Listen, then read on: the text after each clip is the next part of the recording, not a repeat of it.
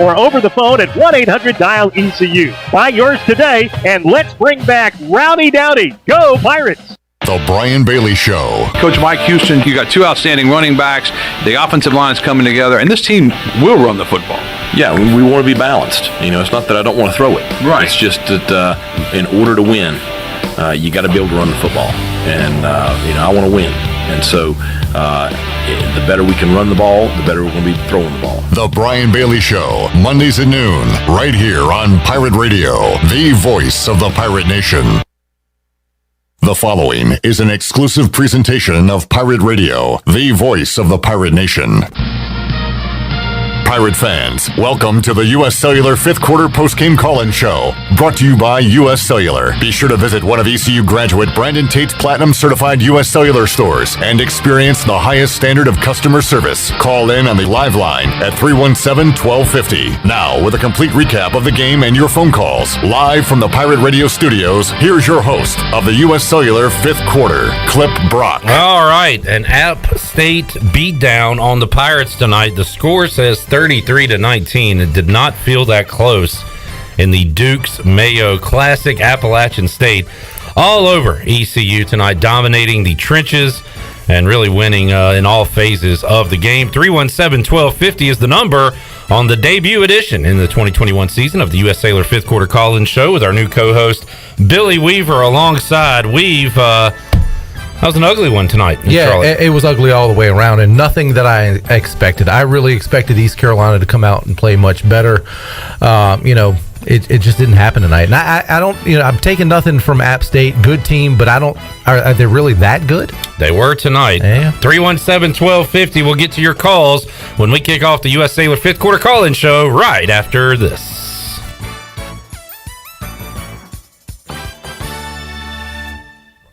At U.S. Cellular, we believe you should get more of the latest 5G technology for less of your hard-earned money. Right now, get up to $1,200 off any 5G phone. The choice is yours. Any of our 5G phones with no trade-in or hidden fees. U.S. Cellular, America's locally grown wireless. Terms apply. See uscellular.com for details. This is Brandon Tate, owner and operator of Atlantic Wireless, an authorized agent for U.S. Cellular since 1997. Visit atlanticwireless.com to find the store near you. We go beyond the call.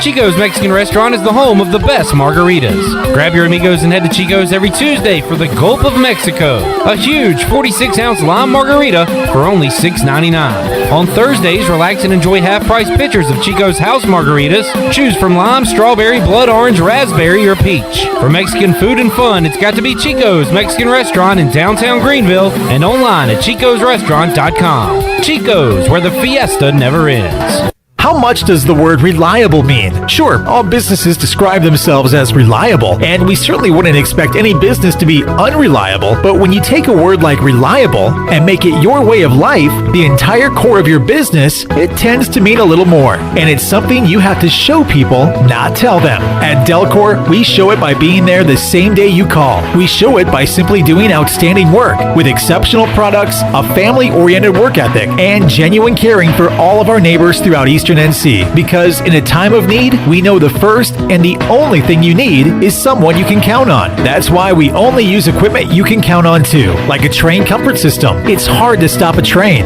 Delcor can have a new train comfort system installed in no time, or we can provide an AC tune-up to make sure your system is performing well. So will your system keep you cool all summer? Find out. Call us. We're Delcor, the service professionals, reliable for over 4 decades. Visit delcorinc.com today. Discount Mattress and Furniture, 1501 Evans Street in Greenville. Everything must go up to 75% off. Air conditioners, $199. Refrigerators, $199. Dryers, $199. Queen mattresses, $199. ECU purple chairs, $99. Everything must go up to 75% off. Discount Mattress and Furniture, by the railroad track, 1501 Evans Street in Greenville. Winning is not everything, it's the only thing. Hey Pirate Nation, this is Tom Brown from Brown & Wood Buick GMC Truck. We've been serving the Pirate Nation in Eastern North Carolina for 83 years. We have 4 brands, 3 generations, 2 showrooms, and 1 goal to make sure you leave a happy customer. This month at Brown & Wood, get an all-new 2021 Buick Enclave and save over $5,250 or 0% for 72 months. And as always, Brown & Wood is the home of the lifetime powertrain warranty. We're located on Greenville Boulevard next to the Convention Center, or shop us online at brownandwoodauto.com. Do you suffer from pain, anxiety, or sleeping issues? Eastern Healthcare has a solution for you. Eastern Healthcare is the premier CBD store with retailer quality products to help with any ailment you might have. They carry nationally recognized brands such as Curative's Delta 8, CBD Distillery, and Charlotte's Web with a wide variety of delivery systems. This is Adam from Eastern Healthcare. Come visit our store at 2245 Stannisburg Road across from Vidant Hospital or call 227-4199. Eastern Healthcare. Wellness starts here. When your family gathers around a shakaroni from Papa John's, you're sharing more than extra cheese and pepperoni. You're sharing scholarships, meals, and laughter. Because $1 from every shakaroni goes to charity. That's pizza with a purpose. Hey, Pirate fans, the Shakaroni Pizza is back, and only for $13. Plus $1 from every purchase goes to charity. The Shakaroni is an MVP move for game day or any day. Place your order online at papajohns.com and sign up for Papa Rewards. Papa John's, the official pizza of the ECU Pirates. This is ECU head baseball coach Cliff Godwin, and you're listening to Pirate Radio, the voice of the Pirate Nation. You're listening to the U.S. Cellular 5th Quarter Postgame Call-In Show. Here's Clip Brock. Alrighty, welcome in to our Week 1 edition of the U.S. Cellular 5th Quarter Call-In Show, taking your calls after a Pirate loss 33-19 to Appalachian State. App State really doing whatever they wanted to do offensively tonight against the ECU, and our offense could not move the ball against Appalachian State for much of the evening. 317-1250 is the number. And we have lines locked and loaded. Clip Brock, Billy Weaver here. We'll get Weave's thoughts on the game as we go along, but we have calls locked and loaded, so we'll go ahead and clear some lines. Josh, James, Cameron, hang on. We'll start with Cav in Jacksonville. Hello, Cav. Hey, buddy. Go ahead.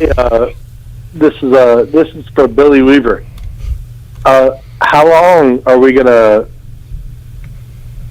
hang our hopes on the arm of a left-handed quarterback that just cannot throw it straight? He can't throw it strong. He just can't do it.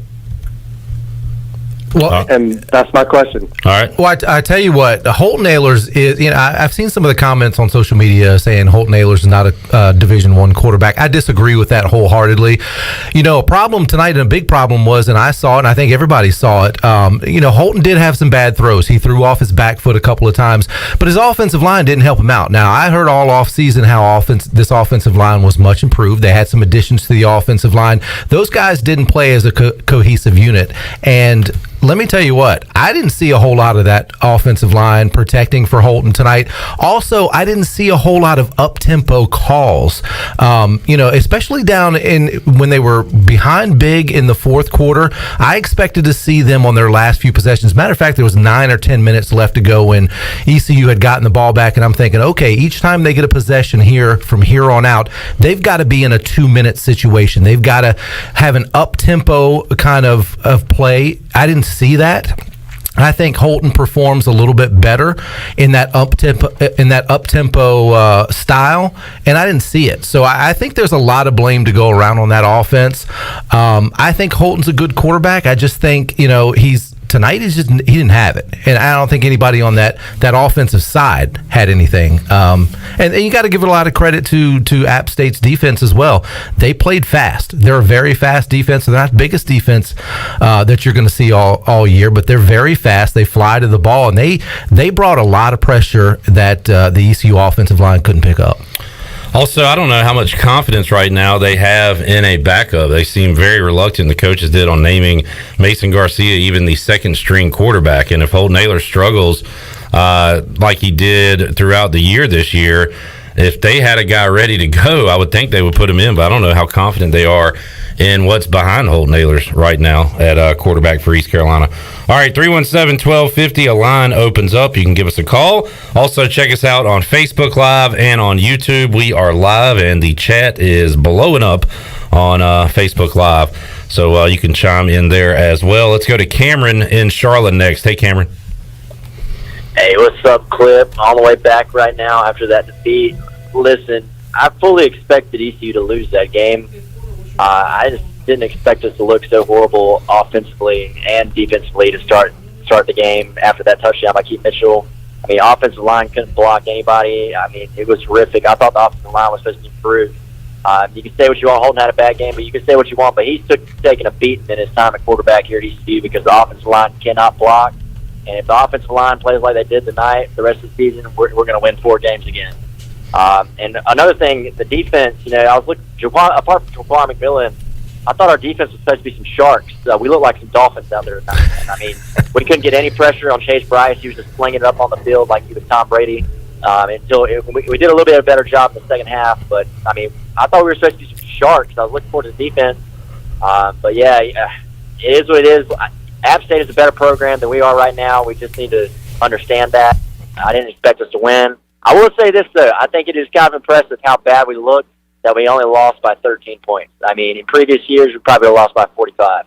So a 13-point loss, I mean, that's pretty impressive considering how truly horrific we looked. Well, I tell you what, it could have been a whole totally different game if it's 20-13 at halftime, which we fully thought it was going to be after that Hail Mary, and it was reversed. I mean, if you look at it, the penalties and bad calls, or more specifically that bad call at the end of the first half by the referees, I think, once you make that call on the field that it's a touchdown, how you take that off the board, that you have to have conclusive evidence, video evidence. I didn't see it. The announcers didn't see it either. That's one of the better calls the announcers made all night.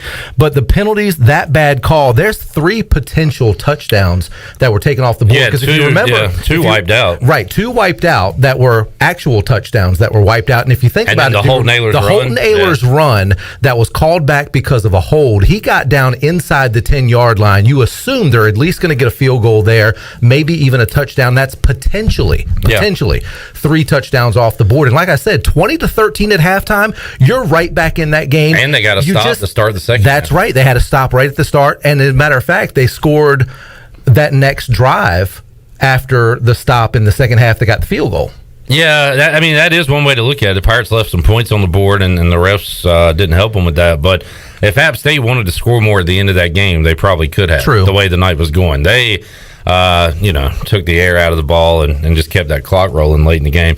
All right, Cameron, thanks for calling in. Good to hear your voice. I know we'll hear from you throughout the 2021 season. Let's go next to James in Alabama. Hey, James. Hey, how are you guys? All right. Hey, well, I can imagine a long night ahead here, Eastern Standard Time. At least in the Central, it's at 10. But just looking at, 2 years, you lose to Sun Belt schools. You have under 100 yards rushing in both games. Where does ECU stand as a program? That's the big thing where I think a lot of folks have a over expectation of where we are as a program. The most frustrating thing is the offensive line because we're not effective running the ball. There's not a lot of efficient offense that's being ran. And when you look at a possessive and aggressive offense, there's just not that excitement with offense. And that's where I think, just my thought and perspective, where the most frustrating portion is how do you make an offense effective and exciting? And maybe we got too spoiled by a up-tempo, fast-paced offense, which right now for East Carolina, you just don't see it. So would love to hear your feedback on where that stands, where that moves forward, and I'll hang up from here. Thanks. Well, I do have to agree that we don't see that up-tempo offense anymore, and I think that's what happens is when you try to become more of a running style team, which Mike Houston wants to run the football. He wants to control the line of scrimmage, and last year we saw really good glimpses of that. We saw that with Rajay Harris and the games that he had, and we had talked about that in the pregame show, how they are a much better running team as what we saw last year. Now, what happens is you become less of a tempo team. You can't be a tempo team and you can't be a run-based team. You got to be one or the other, or you got to mix it up, and that's the problem. But I think it's got to be situational because at the end of the game, I was ready to see some up tempo. Yeah, I don't really know what that. It was almost like the Pirates were I don't want to say quitting, but they were like, we're not going to come back. Let's run the clock. I will say this: the last time ECU had a 1,000-yard rusher was Ventavious Cooper in that high-paced offense. Right. The closest we've been to that is Breon Allen the following year, which was in that high-paced offense. Yep. So, I mean, you can do it. A lot of that was probably teams were terrified of Shane Carden and Justin Hardy, so we had more running lanes. But that is not the style of football that Mike Houston and Donnie Kirkpatrick are wanting to play right now. Yeah, and that's the thing is when you're very successful at one thing, you're able to pick apart teams with the other part. Like you said, that team was able to pick apart teams with Justin Hardy and all the weapons that they had offensively, Shane Carden and those guys. I mean, they had so many weapons offensively that you get those sneaky yards in rushing at the end of games and when you're putting teams away and stuff like that. So I think each part of the game kind of feeds off of one another, but you got to have something that's successful. And tonight, nothing offensively was successful. Charlie on Twitter, why didn't we call timeouts with 2 minutes to play and down by 14? That's not ECU football. I'll hang up and listen. And he has the Steve Logan picture up. You go for it every time. They did not show that intensity tonight at the end of the game. They basically said this one's over and you guys can have it. At least when they kicked that field goal, then they scored a touchdown and we're like, okay, let's try an onside kick here. Right. It was a little confusing. All right, Josh is up next in Raleigh. Hey, Josh. Hey, how y'all doing? So I'd like to start out by wishing Jeff Comfer a lifetime of paper cuts on a daily basis, because the decisions that were made set us on this train wreck of a football program and basketball program that we've been able to enjoy over the last decade. And honestly, not a question, but I'm just tired, man. I've invested a significant amount of emotional capital over the last 20 years of my life in ECU football and ECU in basketball, and the only shining beacon is ECU baseball. And the question is, where do we go from here? Because clearly it's not working. So we're on the precipice of being left out in the cold yet again. If the Big 12 does merge with the top teams in conference or in the American Athletic Conference, so the hope and the hope that's there with the baseball team isn't there with the rest of the athletic program. So where do we go from there? And the lip service from Mike Houston and every other coach we've had. And I don't despise or dislike Mo or Houston, but they're just doing the best that they can. But they're clearly not up to the task at hand. So where do we go as a program? Is there a hope for ECU football at this juncture? I think there's a hope. I don't know if I'm in the camp of putting Mo and Houston in the same category. I really don't. Houston's been there, done that. He's won everywhere he's been. Mo didn't have that. He wasn't even a head coach before he came here. The staff that he hired was horrible. Mike Houston's got a great staff over there. Houston is a proven winner. He's won a national championship, albeit at the 1AA level at JMU. But still, I mean, look at so many teams and so many coaches that have come from those levels and won big there and been able to win in Division I. So I don't think there's a comparison between Houston and Coach Scotty Montgomery. I think Houston's a good coach. I really do. He just hasn't been able to get the pieces. You got to remember, this is year number 3, and you're coming in after a COVID-shortened season, which everybody was just kind of blindsided with last year. So I think you kind of throw that one out the window for what it is. But it's a disappointing way to start the season, no doubt. But I think Houston is a good coach. As far as big picture wise, Josh, it does not look great right now the way it is trending. And if the Big 12 takes 4 teams and 2 of those are out of the American, what they're doing is forming a super league to join up with the SEC, and then the Big 10, Pac-12, ACC are doing their alliance. And it does look like there is a shift, and ECU might be left out of that shift. So I'm not going to blow smoke up your ass and say it's all candy and rainbows when it comes to the big picture of things. But I mean, I'm going to support the Pirates no matter what conference they're in or no matter who they're playing. I'm still going to play athletics.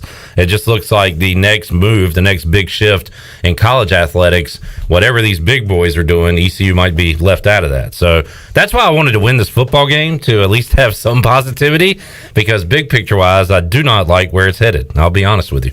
But anyway, Josh in Raleigh, thanks for the call. All right, James Robert Coit. Hang on. We'll get to your calls when we return. That opens up a phone line, 317-1250. You're tuned into the U.S. Cellular 5th Quarter Call-In Show. We're here until the last caller is served, and we're back with more of your calls after this.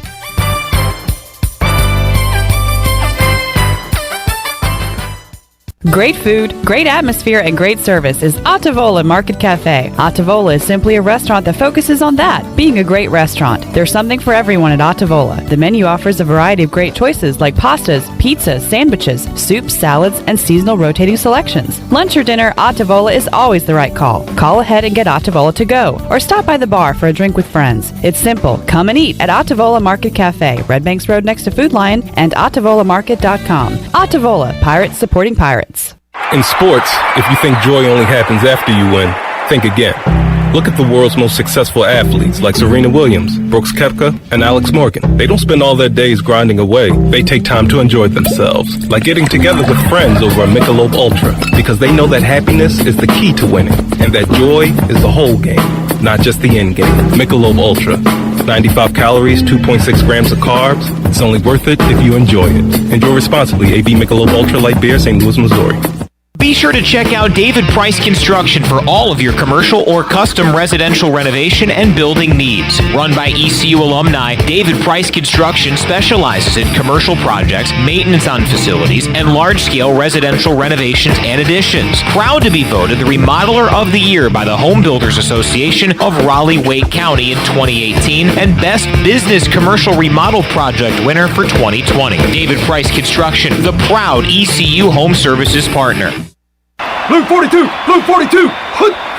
Unlike football, life doesn't take a timeout, and anything can happen at any time. Unfortunately, anything isn't always a good thing. You need auto and life coverage, and agents there for you 24 hours a day, 7 days a week. You need North Carolina Farm Bureau insurance. Timeout, not even in our vocabulary. Pirate fans, call Brian Coleman or CJ Messerly at 756-3007. North Carolina Farm Bureau Mutual Insurance Company. Farm Bureau Insurance of North Carolina, Inc. Southern Farm Bureau Life Insurance Company, Jackson, Mississippi. An independent licensee of the Blue Cross and Blue Shield Association. In studio with Gloria from Kinetic Physical Therapy. Gloria, what is cryotherapy? Cryotherapy is when your body is exposed to extremely cold but therapeutic temperatures for several minutes. It has many benefits, including decreased pain, decreased inflammation, increased energy, and improved overall wellness. That's why at Kinetic Physical Therapy and Wellness, we offer a wide variety of services, including cryotherapy. So whether you're an athlete or whether you just want to give your health a boost, cryotherapy will help to ensure that you're feeling great and living well. So come chill with us and you'll be back for more. Pirate fans, get ready for a winning season and team up with Quality Equipment, your local John Deere dealer and proud sponsor of the ECU Pirates. When you do business with us, you'll get things done right. We're proud to offer a large selection of new and used John Deere equipment, a fully stocked parts department, and a highly trained staff who is here to support you throughout the life of your equipment. So get quality done right before every ECU game day and visit QualityEquip.com. Hello, this is Michael McGraw from Orthopedics East and Sports Medicine Center of Greenville. We offer a variety of services including arthroscopic surgery, sports medicine, carpal tunnel and general orthopedics, fracture care, total joint replacement, physical therapy, and on-site MRIs. For experienced professional medical care, visit our office on W.H. Smith Boulevard in Greenville and online at orthoeast.com. Orthopedics East providing services to ECU and Pitt County athletics for over 35 years. Go Pirates! Hey Pirates. This is Holt Nailers. A big part of my success on the field is what I eat at home. To keep my body filled up, I order meals off a Clean Eats meal plan. I choose the meals I want from 6 different meals offered each week, and I pick them up on Sunday or Monday at the cafe on Red Banks Road. Each meal is packed with the perfect mix of healthy proteins, carbs, and veggies to keep my engine running at full speed. Go to cleaneats.com, click on meal plans, or stop by the cafe and get all the info. Clean Eats and the Pirates, a winning combination. Pirate Radio. I'll give you Blackbeard's honest opinion. You ask me, can this new captain promise you a life of prizes, plunder, and adventure? Aye. The voice of the Pirate Nation.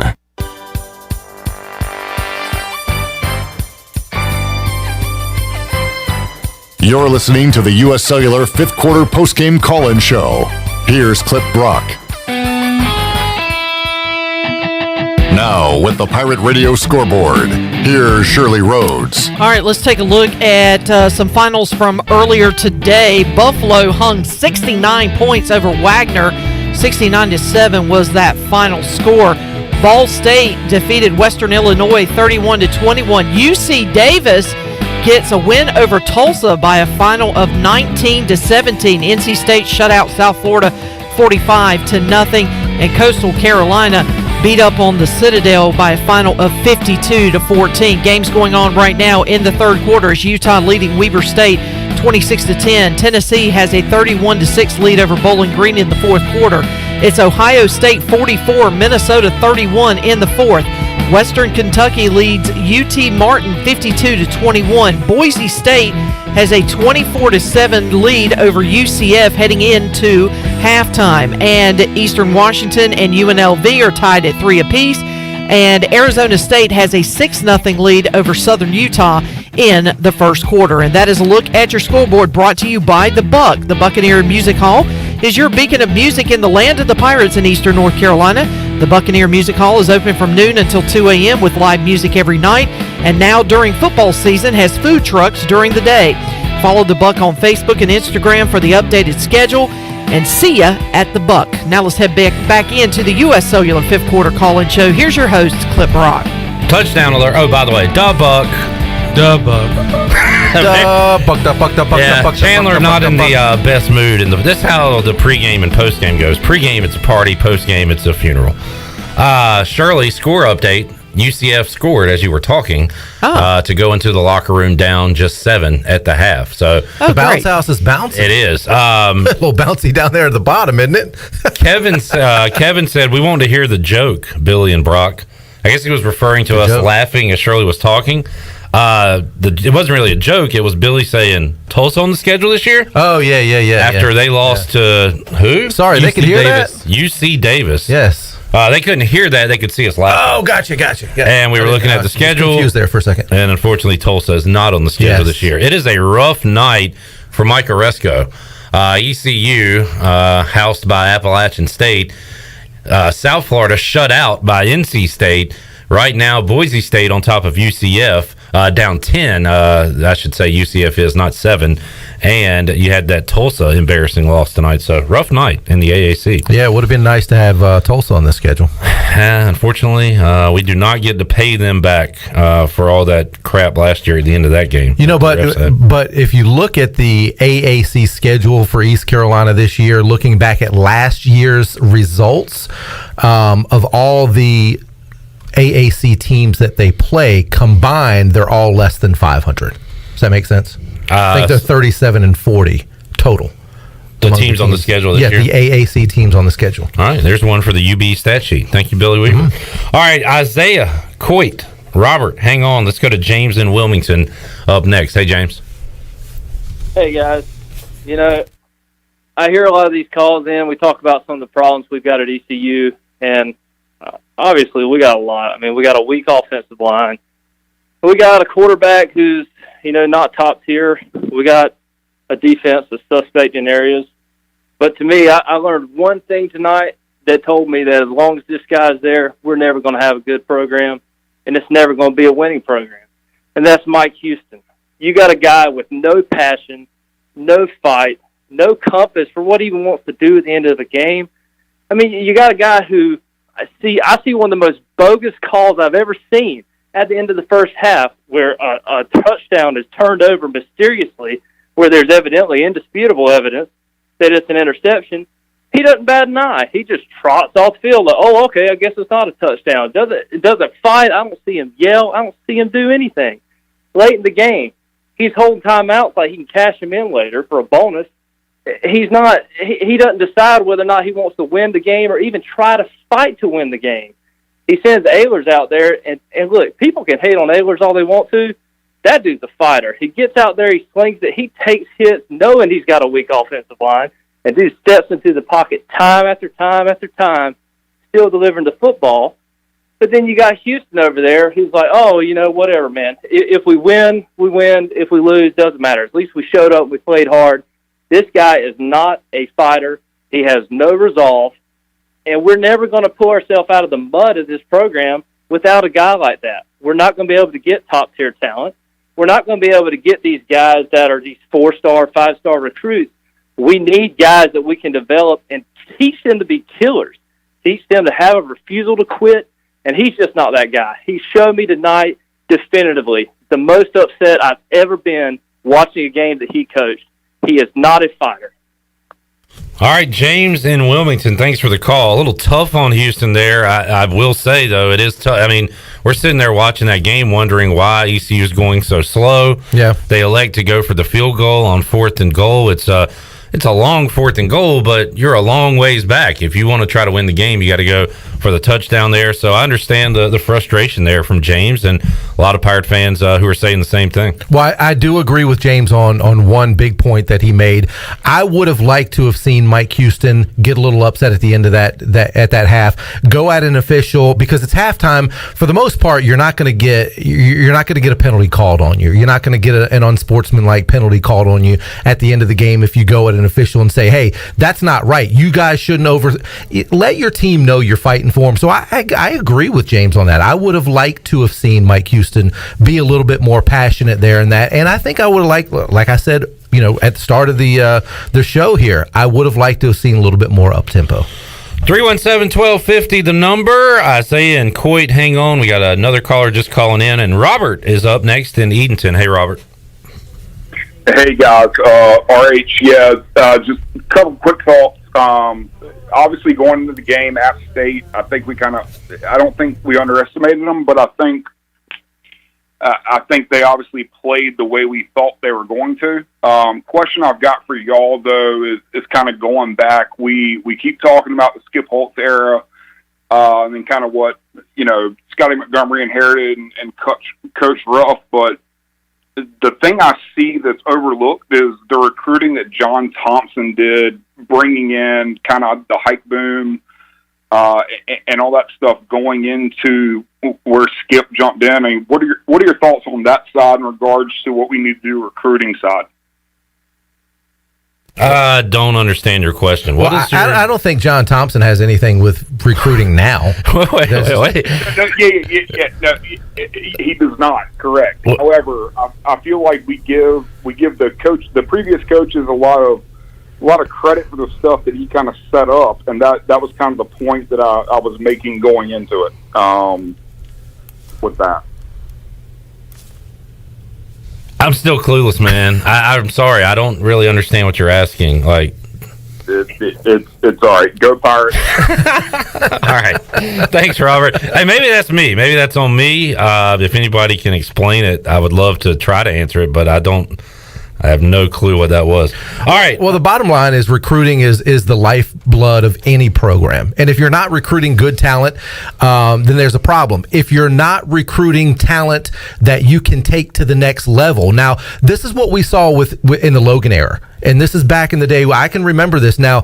Back when Logan was here, and when I first got back here in 98, 99, the latter years of Steve Logan, the thing is about East Carolina that made East Carolina so great is we could find those 2 and 3 star, not even 3-star guys, but 2-star guys, and develop them into great talented athletes, and we haven't seen that so far. Yeah, all right, 317-1250. Let's go to Coit in Goldsboro. Hello, Coit. Hello. Hey, y'all there? Yep. Hey, I followed a little bit of Appalachian football. They're good. They continue to be good, obviously. I just want to know, what can East Carolina do to get to that point where they have a solid defense year in, year out, and can it be done under Mike Houston? I mean, I think it can be done under Mike Houston. Defense is tough, and that's the thing, is defensive guys are hard to find. Big, physical, fast guys are hard to find. I mean, it can be done. That's the thing, is it can be done here. It just takes time. I'm not going to rule out, I'm not going to make statements on the 2021 season after one game, but as of right now, with still a long ways to go, a really long ways to go, my prediction of this defense taking the next step to the next level has been wrong. I expected, although I said App State would win the game. In fact, I said App State would score more points tonight than they actually did. Yeah. But the guys were wide open. The running lanes were huge. I was disappointed with the defense we saw for a lot of this game tonight. So, Coit, as far as establishing a defense and having a program known for its defense and that being a strength, I mean, we are a long ways off from that. I am still hopeful that we can see some semblance of improvements on defense for this season anyway. All right, thank y'all. All right, bud. Thanks. All right, 317-1250. Isaiah is up next in Greenville. Hey, Isaiah. How are y'all doing? All right. All right, I got a few talking points. I'm a freshman at ECU, so I've been a big fan for a while. I've followed Holton since he was in high school, and I've always expected him to just kind of get it together. But if I have to hear the announcer on TV say that he's a mini Tebow one more time, I think I'm going to lose it, because he has not played like that, and the O-line has not allowed him to play like that. And I don't think we'll ever truly know what he is capable of, while he's able to be eligible to play quarterback for East Carolina. And I think that'll be one of the biggest what-ifs in program history. I'm not saying that he's a great quarterback or anything. I'm just saying when he has time to throw, he has shown, like in the SMU game, when he had time to throw, he was good. I'd also like to add that we all hang on to such little glimmers of hope in this program over the last few years. Like that SMU game, people tried to get me excited that we won that game, and I just couldn't be. I just don't see, I'm tired of just being happy over little things. I'm tired of being happy over little improvement. I'm ready for us to, take that next step, and I have no idea when that's going to happen, and I'm just baffled by the performance today. Yeah, Isaiah, I'm with you, man. It is, it's frustrating, and I don't know when that big turn is going to happen either. We were hoping that, this is week one. What we saw tonight was super ugly. It could get better. But we were hoping the beat down over SMU last year would somehow carry over into a big win tonight in Charlotte, and that was not really close to happening. Hey, look, and what we saw from Appalachian State is exactly what we expected. And like Clip said, many of us thought they would hang 35, 36, 38 points on East Carolina. We thought East Carolina's offense would be able to hang a little bit better than they did. That didn't happen. And to Isaiah's point, there was a very good point that he made. It's going to be very interesting. It's going to be very sad at the end of Holton Ahlers' career here at East Carolina if he doesn't become what we think he can, because he doesn't have the time in the offensive line, if it doesn't all start to click. So that is a possibility. And it's on him, too, to make some plays absolutely, when he does have time. Absolutely, when he does have time. And there were times tonight when he had time. The touchdown pass, he had a little bit of time on that. He had great touch on the ball. There were times tonight he was throwing off his back leg. There were times where he was running for his life. It's definitely situational. And he was reluctant to run early in the game, but man, when he decided I'm going to run, those were some of the best plays of the night, picking up first downs with his legs. He lowered the boom on a defensive back for a first down, and earlier in the game he had some opportunities and stayed in that pocket a little too long, and kind of towed the line there, the line of scrimmage, and decided to run too late. All right, 317-1250, you want to get another break in? Shirley B. Pays, James, and Bryce in L.A. are on deck next. That's three callers, so that means we do have an open line for the first time tonight. 317-1250, you can jump in right now. More to go on the U.S. Cellular fifth quarter call-in show after this. Other food delivery apps charge surprise fees, but Domino's is giving away $50 million worth of surprise frees, like free pizza, lava cakes, or cheesy bread when you order delivery online. And we found some unique ways to get the word out. Like shouting from the rooftop! Free cheesy! Screaming it! We even called Paul Revere. Free lava cakes are coming! Order delivery online and you could get a surprise free from Domino's. No purchase necessary. Open U.S. residents 13 and up through 11/21/21. Odds of winning are 1 in 14. See rules at surprisefrees.domino's.com for free entry, blackout dates, restrictions, and details. Hey Pirate Nation, this is Amanda Houston, and when it came time to make the game-winning play for relaxation at our house, I made the right call to Jamie Lang and Carolina Hardscapes. Jamie and his team built the backyard oasis of our dreams with a beautiful custom paver patio, outdoor lighting, and fireplace. Make your backyard incredible and call Carolina Hardscapes today at 364-1201 or visit their showroom on Fire Tower Road across from Bostic Suck. Go Pirates! Hello, this is Talbot Green with Angel Oak Home Loans. Now's the time to take advantage of the opportunity to buy more home or refinance your current mortgage at historically low rates. The combination of our local team's experience and Angel Oak's wide offerings of products from standard conventional, government, and portfolio loans has something for most financial situations. For more information, call Talbot Green, Joanne Weir, or Wanda Hager at 751-2060. NMLS 1719250, Equal Housing Lender. Hello, this is Talbot Green with Angel Oak Home Loans. Now's the time to take advantage of the opportunity to buy more home or refinance your current mortgage at historically low rates. The combination of our local team's experience and Angel Oak's wide offerings of products from standard conventional, government, and portfolio loans has something for most financial situations. For more information, call Talbot Green, Joanne Weir, or Wanda Hager at 751-2060. NMLS 1719250, Equal Housing Lender. Hey Pirate Nation, this is Holt Nailers, and I couldn't do my job without my offensive line keeping me safe. Make sure your employees are safe by using ArcPoint Labs for your medical testing needs. From pre-employment testing to COVID test, ArcPoint Labs is there to serve Eastern North Carolina with accurate, reliable, confidential testing. Schedule an appointment at any of their 6 Eastern North Carolina locations or visiting them online at arcpointlabs.com. Go Pirates!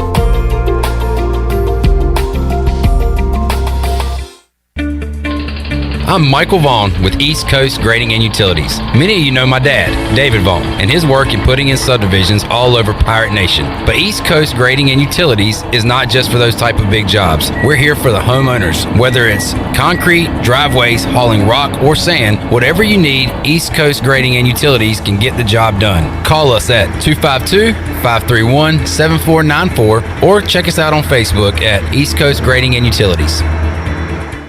Washington Chrysler Dodge Jeep Ram between Greenville and Washington has a great selection of pre-owned inventory, and they're stocking more used cars, trucks, and SUVs every day. Washington Chrysler Dodge Jeep Ram has everything from coupes, convertibles, small and large SUVs, diesel and gas heavy-duty trucks. And hey, they'll buy your car even if you don't buy one from them. Go to WashingtonChryslerDodgeJeepRam.com to browse the new and used inventory, and go check out their service department. They're your local dealer for custom lift kits, wheels, tires, and accessories on all makes and models. And Washington Chrysler Dodge Jeep Ram is your certified rough country dealer and can uplift your next vehicle with one of several Washington off-road packages. A great selection of pre-owned vehicles starting at just $5,000, a top-notch service department, and a beautiful facility makes the drive to Washington totally worth it. Remember, you don't have to buy a car from them. They'll buy your car right now. Washington Chrysler Dodge Jeep Ram between Greenville and Washington. Drive a little, save a lot. Are you suffering from anxiety, sleep issues, or chronic pain? Have you heard of CBD? You can learn about the benefits of CBD right here in Greenville at the Hemp Garden. Hemp Garden offers a variety of products and solutions that are truly making a difference in our community. Hemp Garden also provides products that can assist with energy and focus. Have a pet? Come check out their selection of CBD pet products. Visit Hemp Garden to speak with a CBD specialist in a relaxed and welcoming environment today. Exclusive discounts are offered to first-time customers. Hemp Garden, located at 3040 South Evans Street in the Target Shopping Center in Greenville. On Saturdays, your team needs you, your sofa needs you, and you need a Jersey Mike's sub. Get it all with free Saturday delivery when you order through the Jersey Mike's app. Jersey Mike's, a sub above. This Saturday, while you watch the game at home, we're watching the grill at Jersey Mike's. Order through the Jersey Mike's app for free delivery on Saturdays. Unless you're going to miss hearing this. Jersey Mike's, a sub above. This is retired ECU baseball player Charlie Yorgan, and you're listening to Pirate Radio, voice of the Pirate Nation.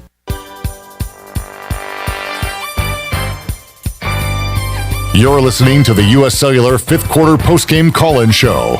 Here's Clip Brock. All right, lines have been locked and loaded since we started this thing. 317-1250 as we take your calls. Clip Brock, Billy Weaver here.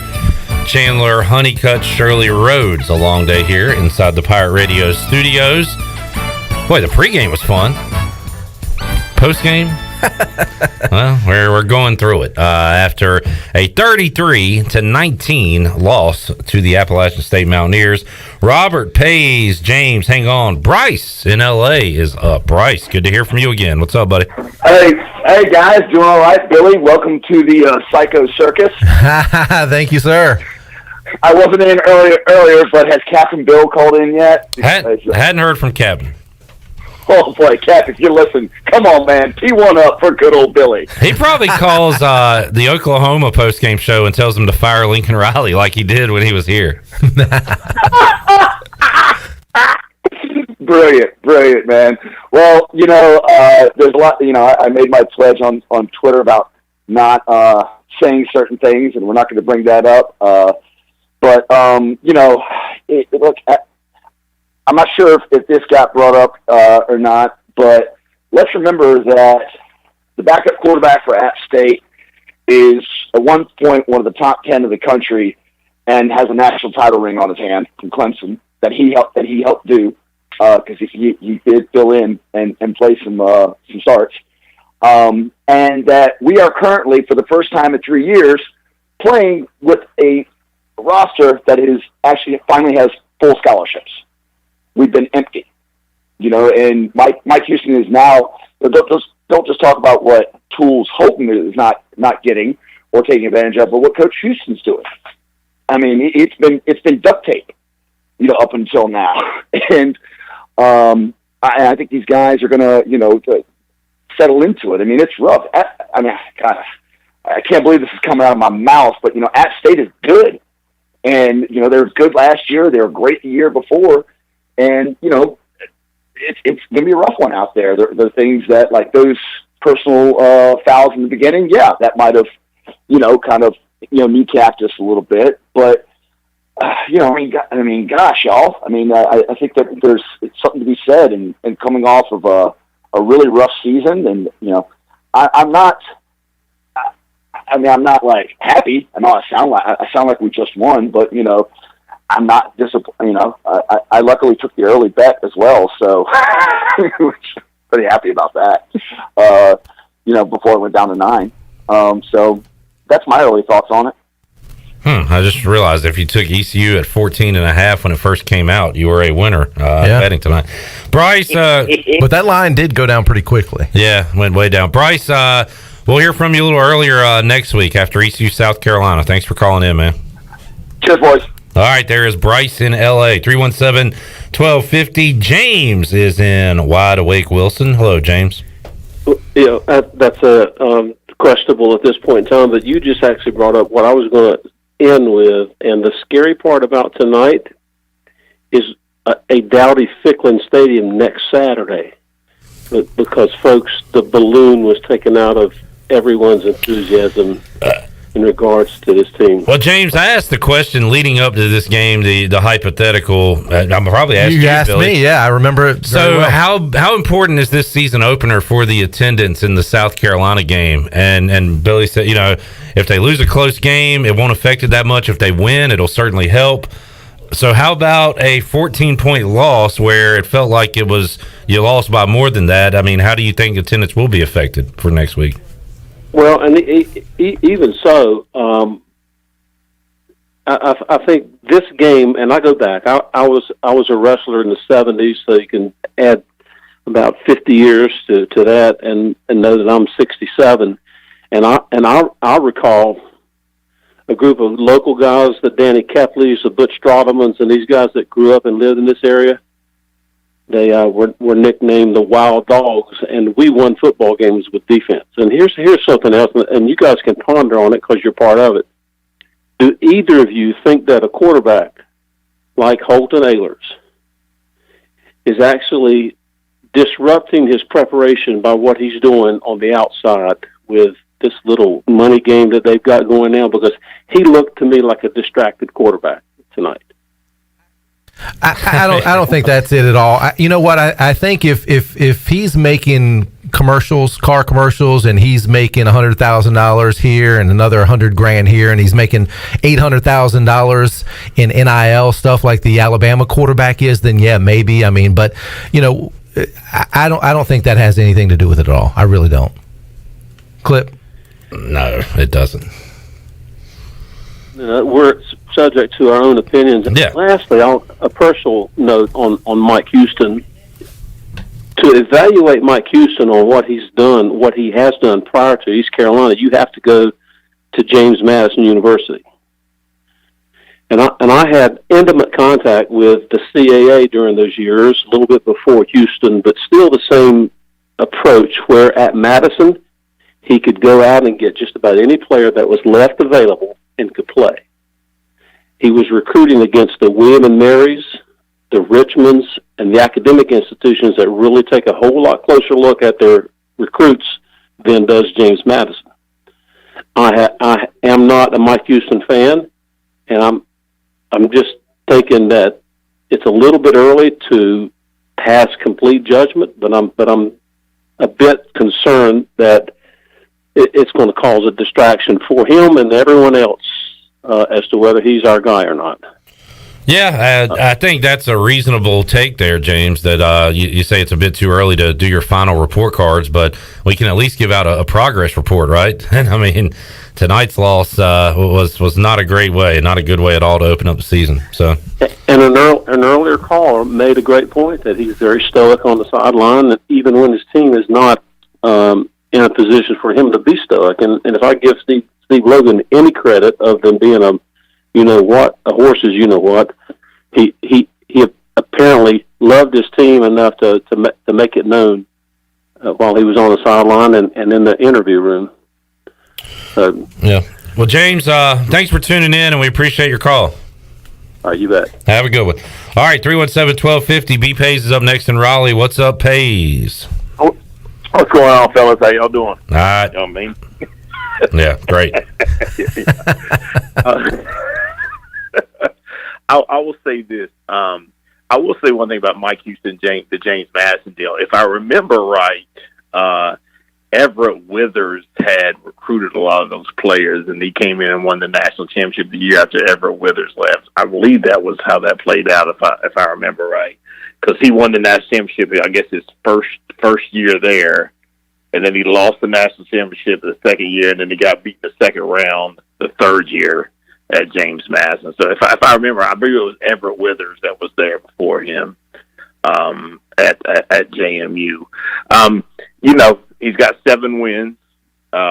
He's got a win over Old Dominion, Gardner-Webb, William and Mary, a one-win USF team, a Temple team that barely could put enough players on the field, and a good SMU win and a UConn win. So, you talk about a progress report. I mean, it's a progress report. It is what it is. I mean, it's still 7 wins. If you had a blind pick and you had 2 coaches you didn't know who they were, and you put the wins on, and I put somebody that had a win against North Carolina State, North Carolina, Cincinnati, UConn, things like that, and you didn't know who the blind was. I mean, those were Mo's wins. Now, did Mo deserve to go? Absolutely. It was time. But are we going to hold Houston to the same accountability that we held Mo to going into year 3?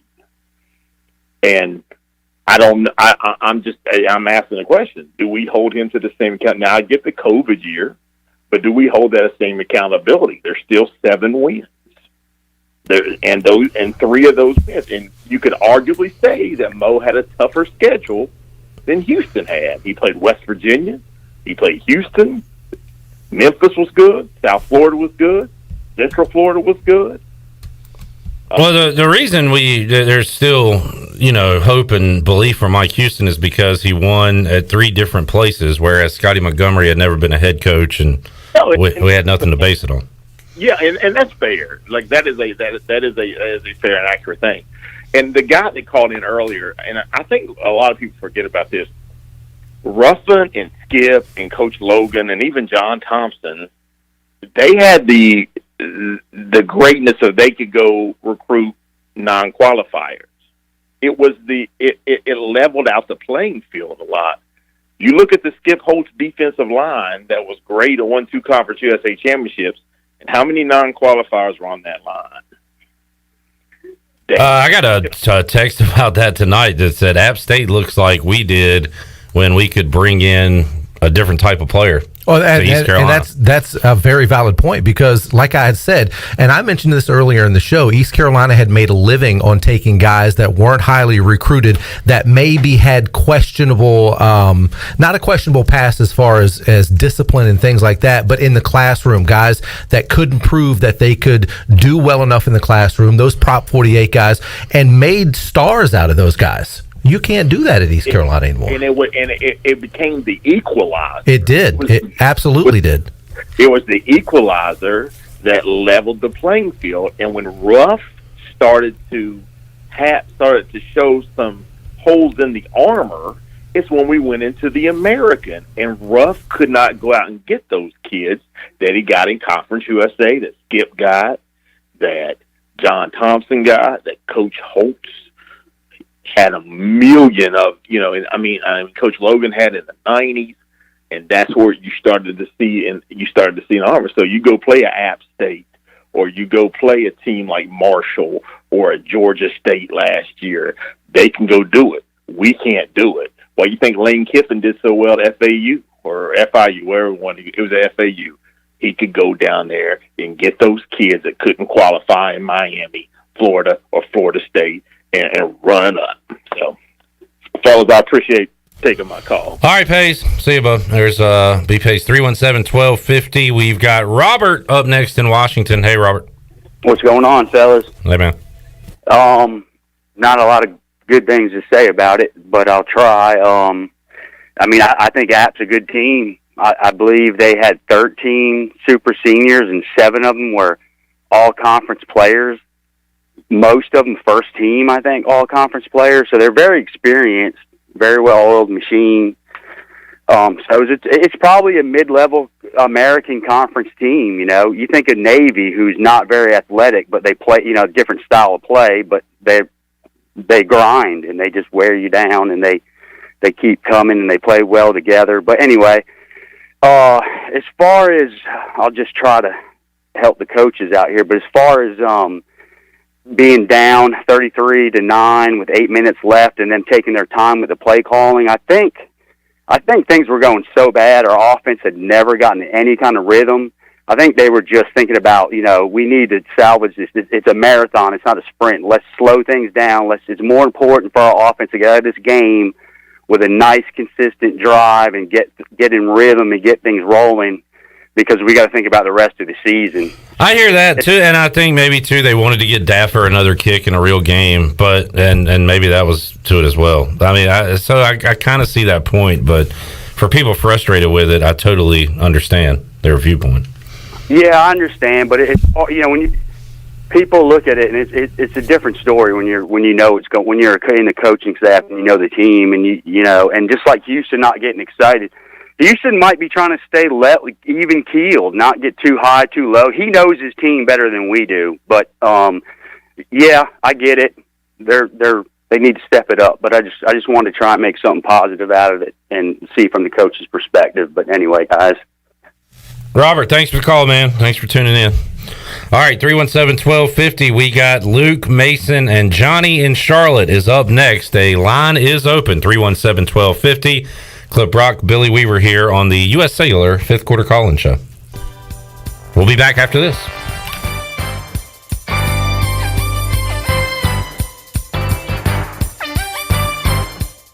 Hello, Pirate Nation.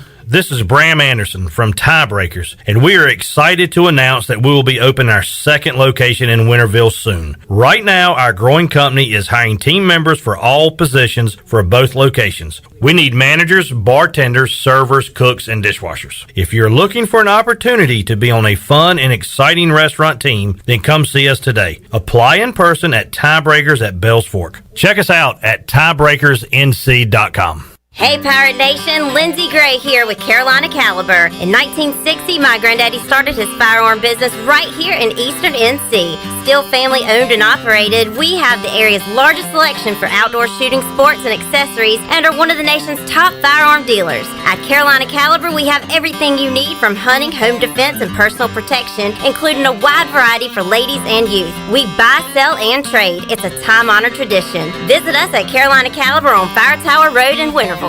Save lives, be a hero, and make $1,000 your very first month donating plasma at Grifols Biomat USA. At Grifols, it adds up fast. New donors can earn up to $1,000 in your very first month. It's the easiest way to make extra money. Start now at Biomat USA, 505 South Memorial Drive, Greenville. Find your donor center at grifolsplasma.com. Make up to $1,000 in a month and save lives now at Grifols Biomat USA. A better donor experience and better pay.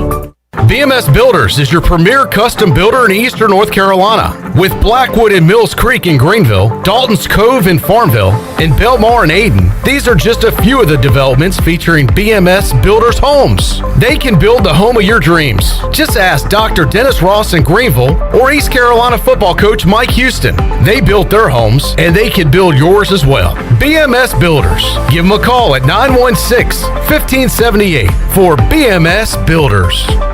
Relax. Take a load off. You've earned it. This Labor Day at Bostic Sub Furniture, you don't have to work hard to save on all the comforts of home. Come in during our Labor Day sale and shop huge in-stock savings on the best seats in the house. Plus, for a limited time, with any recliner, get a free stainless steel insulated tumbler with the always guaranteed lowest price, local delivery for just $20.21 and the best brands. This is the Labor Day sale you don't want to miss. Right now at Bostic Sub Furniture. We know that juicy, cheesy, grilled to perfection burger sounds amazing, but it does sound like something is missing. Pepsi, baby! The yin to this burger's yang. Burgers and Pepsi go together like burgers and Pepsi. This perfect blending of flavors makes every bite of lettuce, every sesame seed on the bun, and every sip of that crisp, refreshing, ice-cold cola a journey to Foodtopia. Burgers, better with Pepsi. That's what I like. Is that the sound of an ooey gooey cheesy crunchy slice of P-I-Z-Z-A? Obviously, but as good as that sounds, we think it can get even better. Oh yeah, that's the sound of a freshly opened fizz-filled Pepsi. The only thing that can take this flavor medley of crunchy dough, mouth-watering cheese, and savory sauce to the next level. How about another bite? Pepsi and pizza sound like a match made in heaven and taste even better. Pizza, better with Pepsi. That's what I like. I'm Sam Jones, and for more than 3 generations, my folks have kept the fires burning for Eastern North Carolina Whole Hog Barbecue. At Sam Jones, you'll find our smokehouse pumping out wood-fired meats, cooked fresh every single day. There are no freezers at our place. Everything, and we mean everything, is made fresh daily, including our sides, sweets, and sauces. Stop in and see us, and I bet you'll be able to taste our passion in just one bite. At Sam Jones Barbecue, you'll find plenty of smoke, but no mirrors. Hi, this is Phil Steele of Phil Steele's College Football Preview Magazine, and you're listening to Pirate Radio, the voice of Pirate Nation.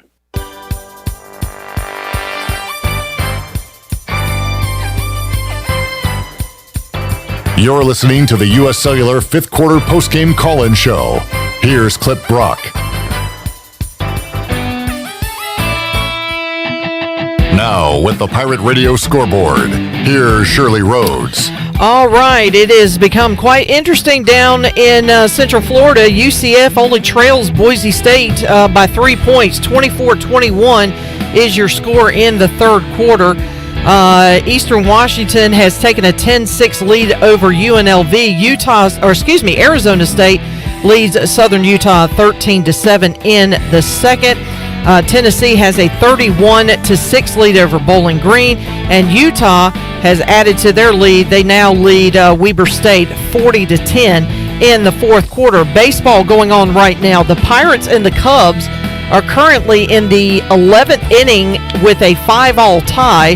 The Indians beat the Royals 4-2, and the Braves pick up the win over the Rockies by a final of 6-5. And that is a look at your scoreboard, brought to you by The Buck. The Buccaneer Music Hall is your beacon of music in the land of the Pirates in eastern North Carolina. They're open from noon until 2 a.m. with live music every night. And now during football season, they have food trucks during the day. Follow The Buck on Facebook and Instagram for the updated schedule. And see ya at The Buck. Now let's head back into the U.S. Cellular fifth quarter postgame call-in show. Here's your host, Clip Brock. Buck, da Buck, da Buck.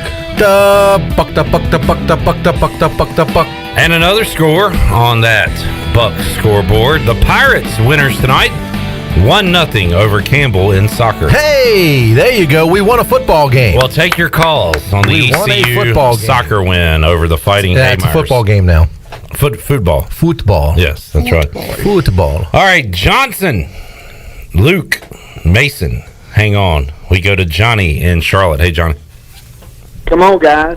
Come on, guys. Come on, there man. Come on, guys. What's up, Johnny? Clip, I was on the 50-yard line, row 1. I'm not impressed with anything Mike Houston got going on in G Vegas right now. Not impressed at all. They handled us like nobody's business, and they used to be in the SoCon. Yeah, it ain't it sexy how the Myrtle Beach universities of the world are ranked 22 in the country, and the App States are whipping our ass in Charlotte, and they got a good fan base like we do, and they got videos. I mean, I watched Brian Bailey this week on Pirate Radio talk about how good the video is going to be, and it was sexy, but their video was just as good, if not better. They're showing us, you used to be that team that won back-to-back championships in the Conference USA, but y'all ain't done nothing. And the thing that was sexy is y'all ran a soundbite with Coach Houston this week talking about, you know, I finally got my guys. I finally got some guys that look like they're AAC caliber guys. They look like players, because when I got here, you know, ECU didn't have that. And so, okay, it's your third year, and that's what you come out with. We're in trouble, big time. All right, you were on the 50. You say you were on the 50-yard line, row 1, right? I'm assuming was that behind the ECU bench or behind the App State bench? Yes, sir, right behind the ECU bench. Please tell me what you heard. You got it. You had to have heard something. If you're down there on the 50-yard line, row 1, you had to have heard what was going on the sideline. That's some of the stuff we miss on the TV. Did you hear anything? I mean, any guys grumbling at each other? Something going on down there. And they would take TV timeouts for 20 minutes. I mean, I thought Bold and the Beautiful was playing. I'm like 20 minutes go by. They come back, oh, ECU's got the ball 1st and 10. What? Every time we had momentum, they would go to commercial. Talk about Coach Houston. He got so livid tonight, they took him to the tent. I thought he was about to have a stroke. And he was in the tent the whole time. Now, ESPN went to commercial break again. Now, see, the reports that we're getting and people that are calling in saying that he didn't have enough fire in him, especially after the first half or at the end of the first half when that touchdown got called back. So you're saying he had some fire in him? Yeah, he dog cussed some people tonight. Okay. There you go. Kilpatrick with the 2-pick. Come on, guy. Come on. You need to stop talking about the old days at Parker's Barbecue and get an offense that runs. Yeah. Come on, Donahue. Come on now. Anyway, love you, show. Go Pirates. Johnny Q. Johnny, in a weird way, I really missed hearing your voice because you always make me laugh. The sexy counter, by the way, 3. He said sexy 3 times during that call. So if anybody's scoring at home on the UB stat sheet. All right, come on, guys. Here's Mason up in Morehead City. Hello, Mason. Hey, Flip. Hey, Billy. Hey. How you doing? All right, man. I know, man. Tough thing to watch tonight, but I watched it till 000, and I'm gonna tell you, there was a guy from Wilmington, and there was a guy from Virginia Beach that called and was not very highly on Coach Houston. But I'm going to tell you, Coach Houston has this ship heading in the right direction. We had a couple calls go the wrong way today, but we did play a good football game. That quarterback from Appalachian State was really, really, really good. And we had a couple of drops, and we had a couple of penalties on the sidelines, and one should have went our way, but didn't. And there was a pass interference that could have went our way, but didn't. But that's football. Look, we had a good crowd there. We had a good time. We watched on TV, and I just don't want anybody calling downgrade the coaches and the players. I think Holton had a good game. I'm not going to say he had a great game, but that run that he had, they got right down there to the 10 or so, and the holding call would not have affected the play, and it was just one of those nights. But all right, Mason. We lost you there for a minute. Appreciate, yeah. I feel like App State dominated this game. However, at the same time, there's a lot of what ifs. The CJ play, the Holton run where they called a flag, a touchdown taken off the board in the fourth quarter. So I guess it depends on if you're glass half full or glass half empty on ECU football. You could say this game could have been a lot closer. You could say this game could have been a lot worse. But appreciate the call there, Mason. All right, 317-1250. Let's go to Luke in Boston next. Hey, Luke. Hey, good evening, guys. I kind of agree with him.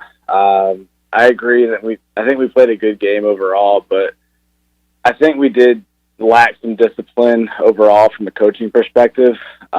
Just watching all the Mike Houston show and the NIL contacts with the players, I expected a lot more out of the team overall, and I feel like we just didn't perform on a perspective that the team portrayed that they were going to play. I'm just really disappointed overall in the performance when we kind of played, in my perspective, a D2 team level play, but I know that's very disrespectful of me to say, but I just expected a lot more going out against App State than what we performed on the field today. What do you guys expect overall going forward with the team after this performance after today? Well, I just told Chandler during the break it would not surprise me if ECU played well and beat South Carolina next week. And before all of you commenting on Facebook say, are you nuts? Think back to ECU losing to North Carolina A&T, turning around and playing a bad North Carolina team the following week and beating them pretty bad. We could do that to a different Carolina next week. I agree with you, Luke. I was expecting a lot more from the Pirates tonight, especially on the defensive end. Chase Bryce might be a good quarterback. I think we made him look really good tonight with how much time he had to throw and how much separation his receivers were able to get on our DBs. I think App State might be better than South Carolina right now. So moving forward, there's some definite winnable games on the schedule. But I see why everybody's down after tonight's performance. I'm not ready to give up on the season completely after this one loss. That's for sure. No, Clip, I agree with you 100%. It is only game one. And for all those, that are saying fire Mike Houston, he's not the right guy and everything. Look, we're into game one of season 3. Game one of season 3 after the weirdest season, the most crazy, pandemic season. No one's ever gone through that before, and I'm not using that as an excuse. Well, everybody went through that. So that's what I'm saying.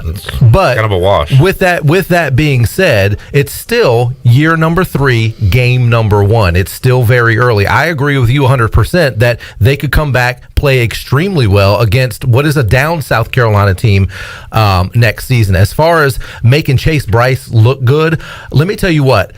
When he threw that first touchdown pass, first of all, there was great coverage by Fleming. He was all over him. Now, Fleming had a rough night from then on, but Fleming was all over that receiver. That was a precision. That was a beautiful ball. Beautiful ball. And I think from there, the confidence started to grow. And I think you saw from right then. Now, if he doesn't have that early confidence and making those early good throws, I think we might see something different. But Chase Bryce, I think early on got that confidence, and it just continued to grow. Luke, thanks for tuning in Boston, man. Hey, can I? Yeah, go ahead. For one more perspective, I apologize about that. I just overall think it's a negative impact to our organizational and financial impact. I think we're trying to make a name as a university, not only to the world right now, but definitely trying to get a new conference and everything else. I just think it's a negative impact when you go out and lose to a lower level team than us. I overall think we played a pretty good game, but from the perspective of the Pirates and following them closely for close to 24 years now, I just feel like it was a disappointing impact to the team, but also to the future recruits coming into our organization, and overall the financial impact that's going to have. I don't think a lot of Pirate Club members are going to show up next weekend, and I really don't think that overall financial impact is going to be proactive in our impact in trying to provide a proactive future for ECU athletics. All right, Luke. Well, I can't disagree with that. Thank you. You said impact and proactive a lot there in that last sentence. 317-1250. Johnson is up next in Greenville. Hey, Johnson. Hey, guys. Can you hear me? Yes, sir. Hey, I just want to say I'm born and raised in Greenville, grew up going to Rose. And I'm just telling you now, I was at the game tonight, and Holt Nailers is not the answer. He's been here for 3 years. He's having enough time to prove himself. I think it's the Garcia show now. I don't know what we got to do to change that, but that is the answer moving forward. We played a Bryce, whatever his name is, from Clemson, went to Duke, who had a terrible year, came to App, had an okay game tonight. You can say what you want about it. We didn't look great on both sides of the ball. I'm all for ECU, but I'm just telling you, the way Holton played tonight is not the way we need to look. He has had 3 years to prove himself. And at this point, we got to move on. We got to go on to Garcia. It is the Garcia movement, and we're all about that at ECU. So just moving forward, Donnie Kirkpatrick, let's put in Garcia, and let's win some ball games. All right, so you're ready to put Mason Garcia behind that offensive line? Absolutely. All right. At this point, hey, he's young.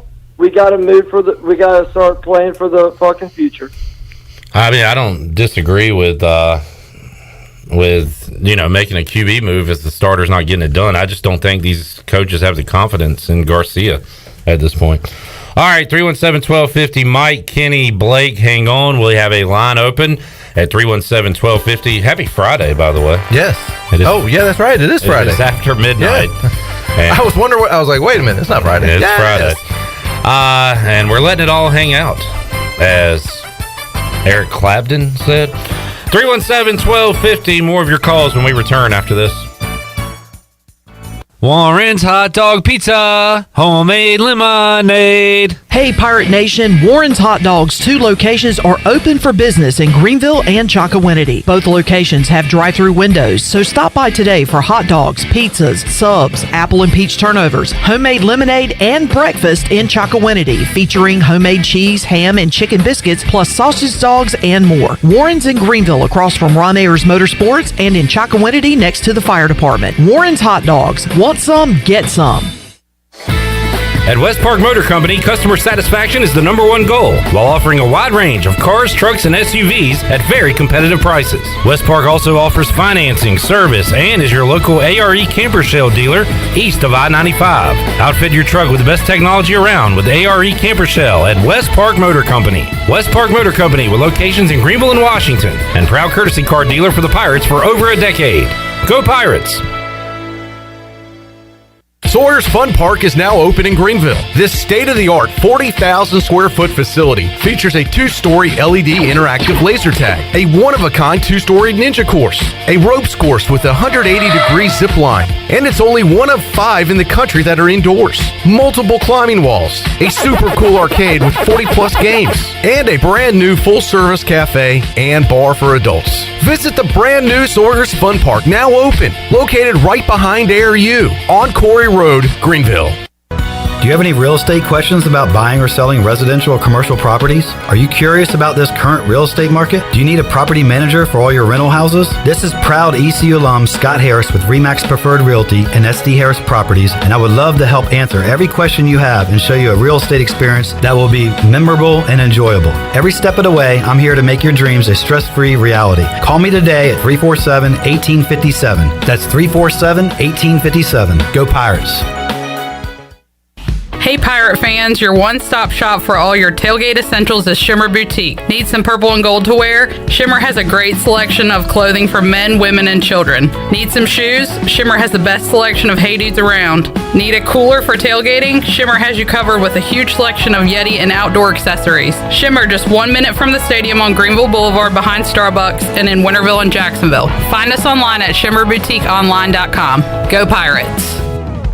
Ahoy there, mateys! It's Captain Jack Spare of R&R Tire Express, your local tire and wheel shop in Greenville, offering affordable, easy payment options for easy ownership, savvy? Our customers love our treasure of tires and wheels, easy payment options, and customer care package, too. To learn more about R&R, stop by 3920 US 264 or rnrtires.com.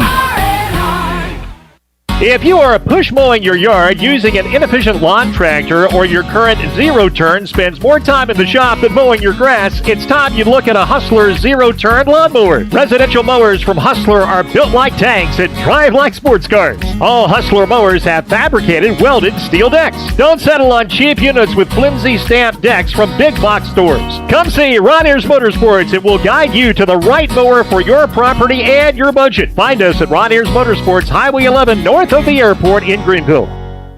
Hey, Troy D here for my friends at Villa Verde. If you know me, you know I love being outside, but finding a good place to eat outside can sometimes be tough. Well, our pals at Villa Verde have fixed that. Not only does Villa Verde have awesome, unique, one-of-a-kind dishes here in Greenville, they also have a brand new outside dining area. And this outside area is sweet. It's covered, you're in the shade, and cooling fans are on. Enjoy the comfort and relaxation of dining outside with our friends at Villa Verde. Villa Verde on 10th Street, a platform for good. Pirate Radio. This mother is still rocking. We're just glad to be here alive and kicking butt on Pirate Radio. Let's go. The voice of the Pirate Nation.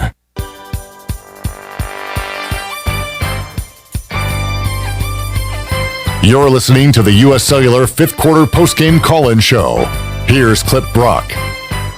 All right, back with you. Hot show to start the 2021 season. Unfortunately, not a celebratory edition. It's for a bad reason. It's because the Pirates were beaten tonight by Appalachian State 33-19 to kick off the 2021 season. Clip Brock, Billy Weaver getting a welcome to the, what did Bryce call it? The Psycho Circus? Was that? Yeah, I think that's exactly what it was. Yeah. How are you enjoying your first ride on the 5th quarter? I like it. Okay, great. David, Mike, Kenny, hang on. Let's go to Blake in Charlotte. Hey, Blake. Hey, guys.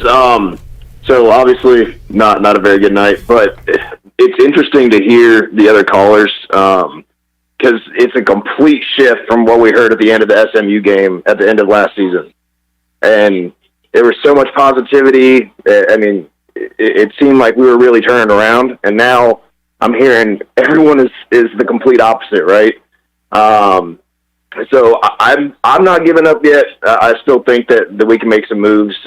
It could just be some rust and away game. You know, who knows? That's just kind of my first thing to start off. But I do want to know. I like Keaton and I like Rajay. I think that they're good young backs. But it seemed like the only momentum, the little momentum we had was when Holton was throwing the ball. And I don't know, I'm not an offensive coordinator, but what's the deal with us still running it up the middle when it hasn't worked in the third quarter, beginning of the fourth quarter? Like, what's the deal with that? Why don't we let Holton air it out? Yeah, I mean, I don't know. I'm not an offensive coordinator either. Sometimes I try not to talk about the play calling because I don't know what the offense is seeing, what Donnie's seeing, what Houston's seeing. But one thing we have said is ECU looks a lot better tonight and over the years when they are up tempo. Oh, absolutely. When they're going on a 2-minute drive before the first half. How many times did Jake Verity, and even if the game was like out of reach, how many field goals did he kick going into halftime after a nice quick drive down the field. Tonight, we saw them go up tempo, and we're hitting short passes. Keaton Mitchell, a great catch in the ball in the backfield. So did Rajay Harris. Catches tonight. And that is one thing I do want to see more of, Weave, is let's see some tempo. Yeah, and I think Blake mentioned, maybe Holt Naylor's airing it out a little bit. He doesn't have time to do that. But what we didn't see, and I made notes throughout the games and some of the things that I saw, and I did write something down here. It took until 9 minutes to play to run that middle screen to slow down that pass rush. We didn't see that until 9 minutes left in the game. I wanted to see more of that. I wanted to see more of the short passing situations, maybe some wheel routes with Keaton Mitchell and Rajay Harris. I think would have done very well. I think we didn't see any of those middle screens or any of those slants with Tyler Snead, who is a possession receiver. Now, the couple times that we did see that, Holton was under duress. He threw one sort of behind Tyler Snead that he didn't get his hands on. That was on a third down. They just never seemed to get into rhythm. And I think with that up tempo, when you hit those short passes, you get your playmakers out into space and make something happen. That's when ECU has been successful. We just didn't see that tonight. All right, Blake, anything else, man? And obviously, while I was at the game, I didn't get to see like the different angles on the replay of that pass that was ruled a touchdown at first, then changed. What did you guys? There was one angle. I'll say this. That's it. When I saw it live, I said that's an interception.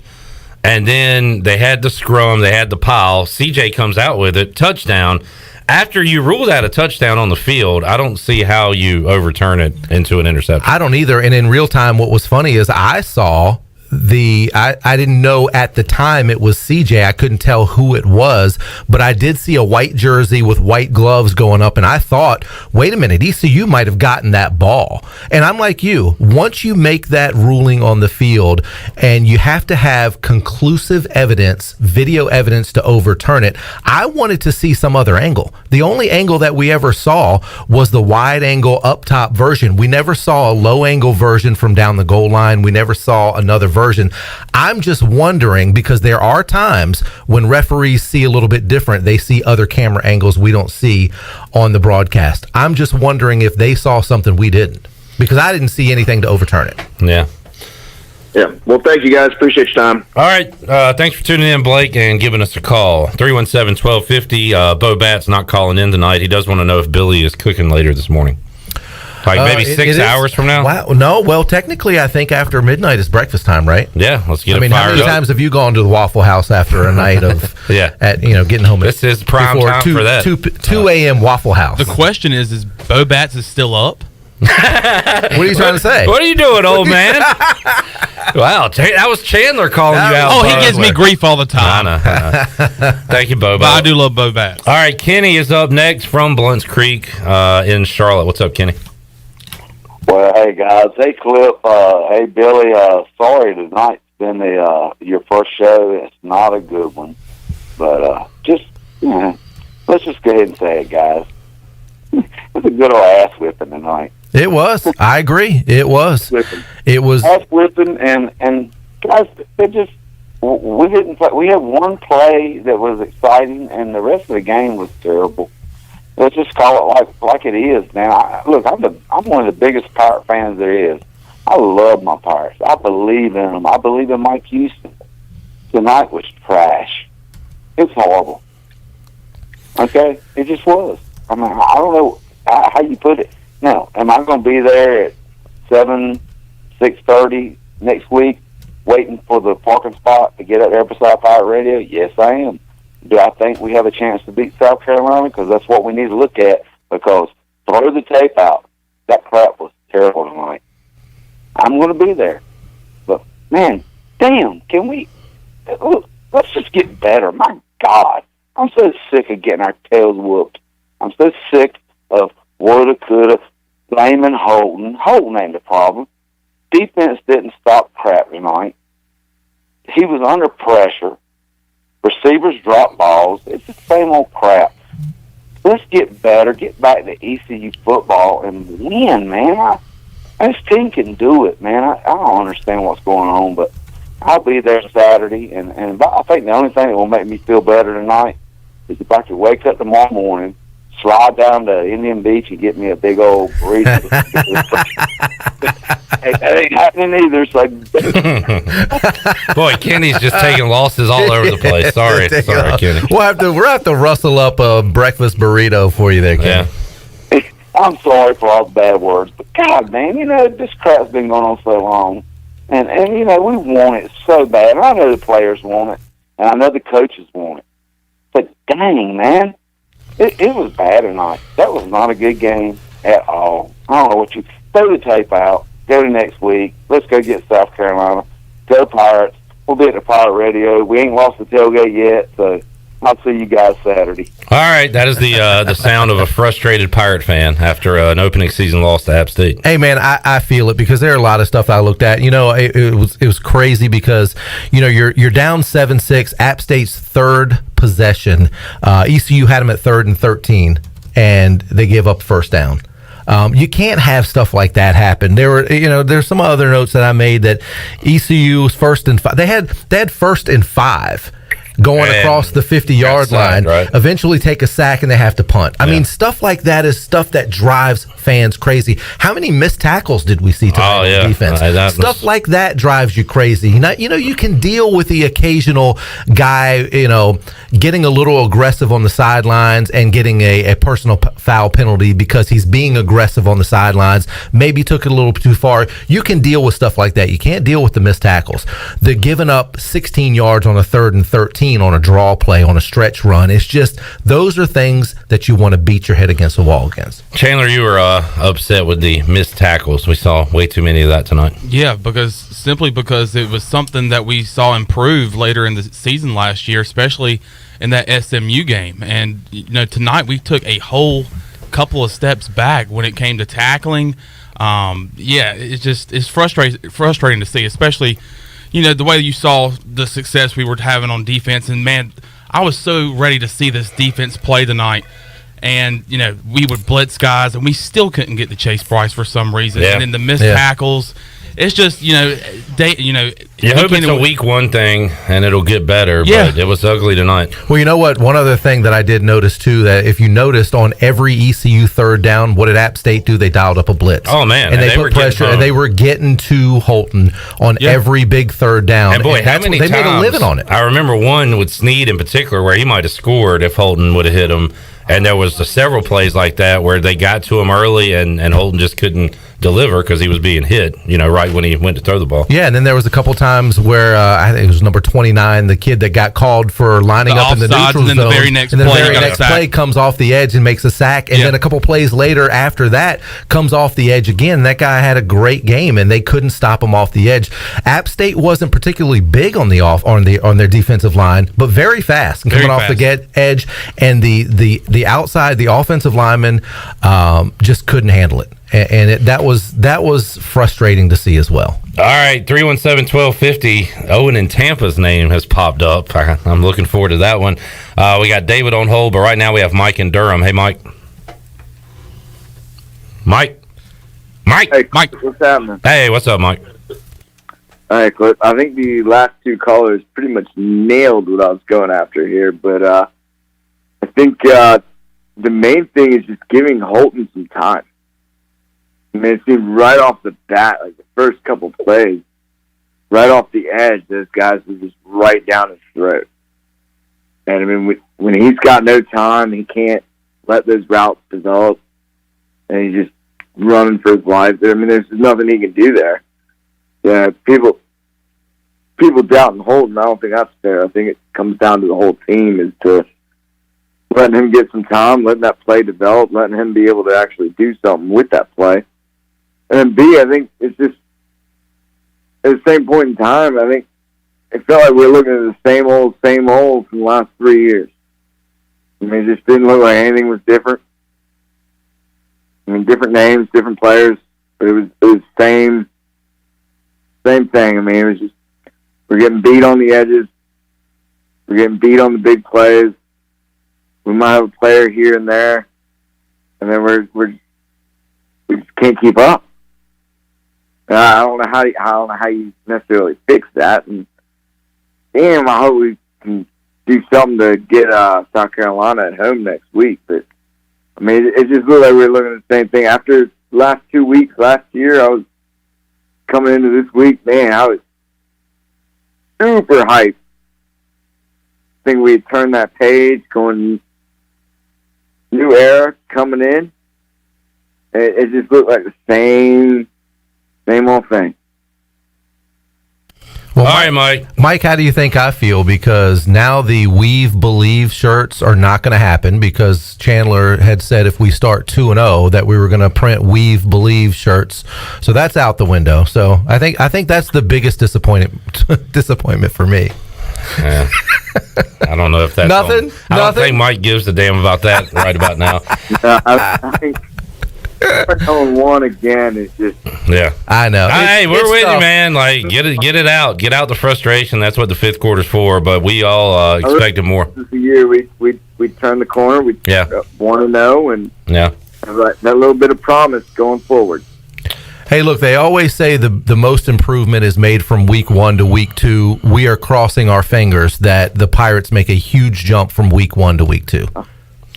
I know, and I always have that amnesia of year to year where no matter what we did last year, 3 games last year, coming to this year, I look at the schedule and I'm like, hey, 7 wins, 8 wins, 9 wins, like, oh, this is possible. This is real. Yeah. And then I walk into week 1 and I get hit with that big old brick wall, and I'm like, yeah, what was I looking at last week? I say it all the time. August is one of the best sports months because it's nothing but optimism and your team's undefeated. You got it, brother. Yeah. Mike, good call. Thanks, man. Thanks, sir. All right, let's go to David in Oriental next. Hey, David. Hey, guys. I'm repairing some sheetrock. How are you doing tonight? We're doing all right. How are you? I'm doing great. In a nutshell, two comments. One is referencing the gentleman that called earlier about non-qualifiers. In addition to that point, because I agree with him 100%, keep in mind JMU, ODU, Liberty, Coastal, App, and Charlotte now recruit, whereas in the Logan years, we didn't have to worry about them. They're picking off 1 or 2 here or there. That's part of what this change since Ruff is going on. Last comment I'll make, for everybody that's talking about Holton, you don't have a running game, it doesn't matter if we had Tom Brady back there. And my point being, the last 2 quarterbacks that I heard the same things about both started in the NFL. And we were booing them out of the stadium, and we were trashing those guys on Facebook. You have to have a run game. Anyway, we're going to be okay. There was 4 or 5 momentum plays tonight that could have completely changed the game. And we didn't get any of those momentum calls. That is everything in sports. So I don't think it's quite time to burn the house down. I think we're going to be okay. I did see some things, but I have sheetrock holes in my wall.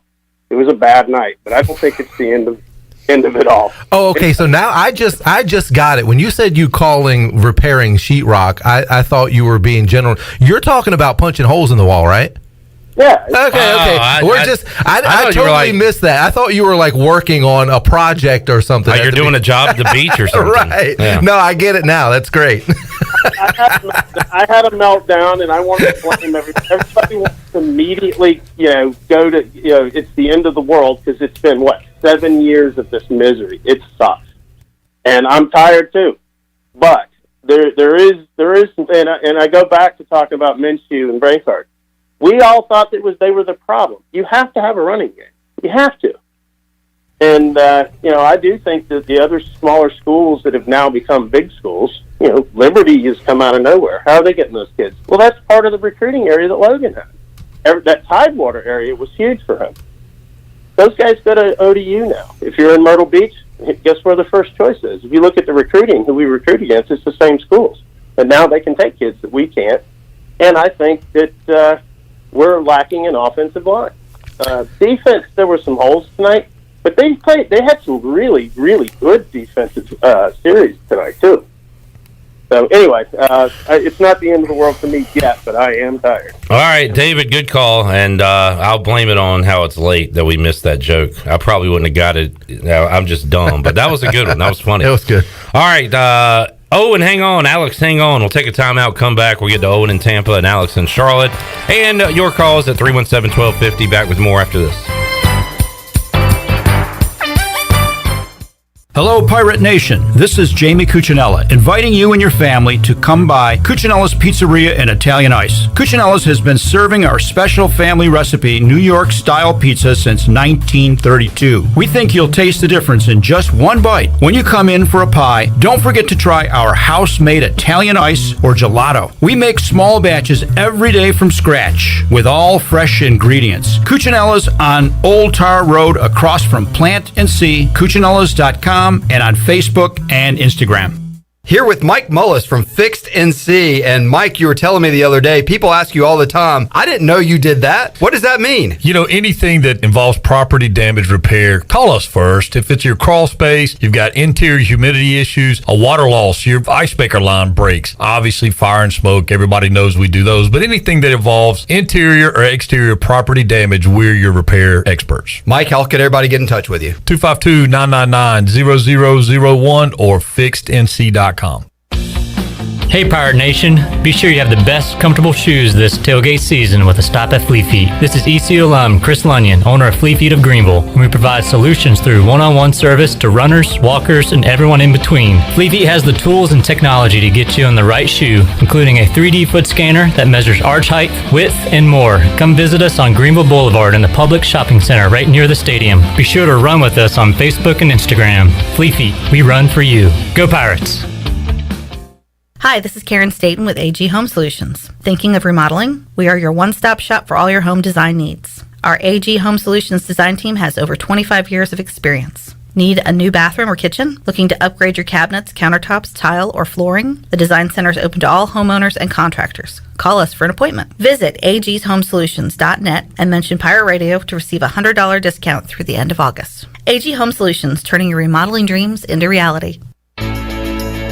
Every team knows that the two-point play can be a winning move. That's why I'm here. State Farm agent Timothy Sawyer and my team are here to help you go for two by combining your home and auto insurance. It's a great call that saves you time and money. So go for the win and score some savings by combining your home and auto. It's just another way we're here to help life go right. Call me, Timothy Sawyer, at 493-0002 today. Hey, this is Troy D., proud ECU grad from the class of 94. And if you know me, you know I love the 90s here at ECU. It was some of our glory days, including bowl games, the Peach Bowl, and even a March Madness appearance. Relive those days with my friends from Tailgate Classics. Tailgate Classics is a cool retro store with all types of merchandise, including the 90s ECU vintage tees and hats. Check out Tailgate Classics in person, 304 Evans Street, or online at shoptailgateclassics.com. Tailgate Classics, bringing back the throwbacks. The Buccaneer Music Hall is your beacon of music in the land of Pirates and ENC. Open 7 days a week from noon until 2 a.m., the Buck features live music every night of the week.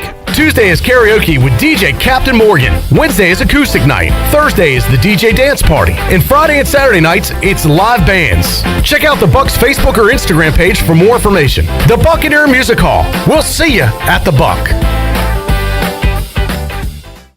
It's bow time. We put a whole lot of love into a Bojangles sausage and egg biscuit bundle of joy. First, we coddle our fluffy scratch biscuits until they're softer than an only child. Then we shower sausage patties with bold seasoning and genuine compliments. And finally, we tuck that food baby into a warm blanket of fluffy egg. Get 2 sausage and egg biscuits for just $4. 'Cause if it's breakfast time, it's bow time.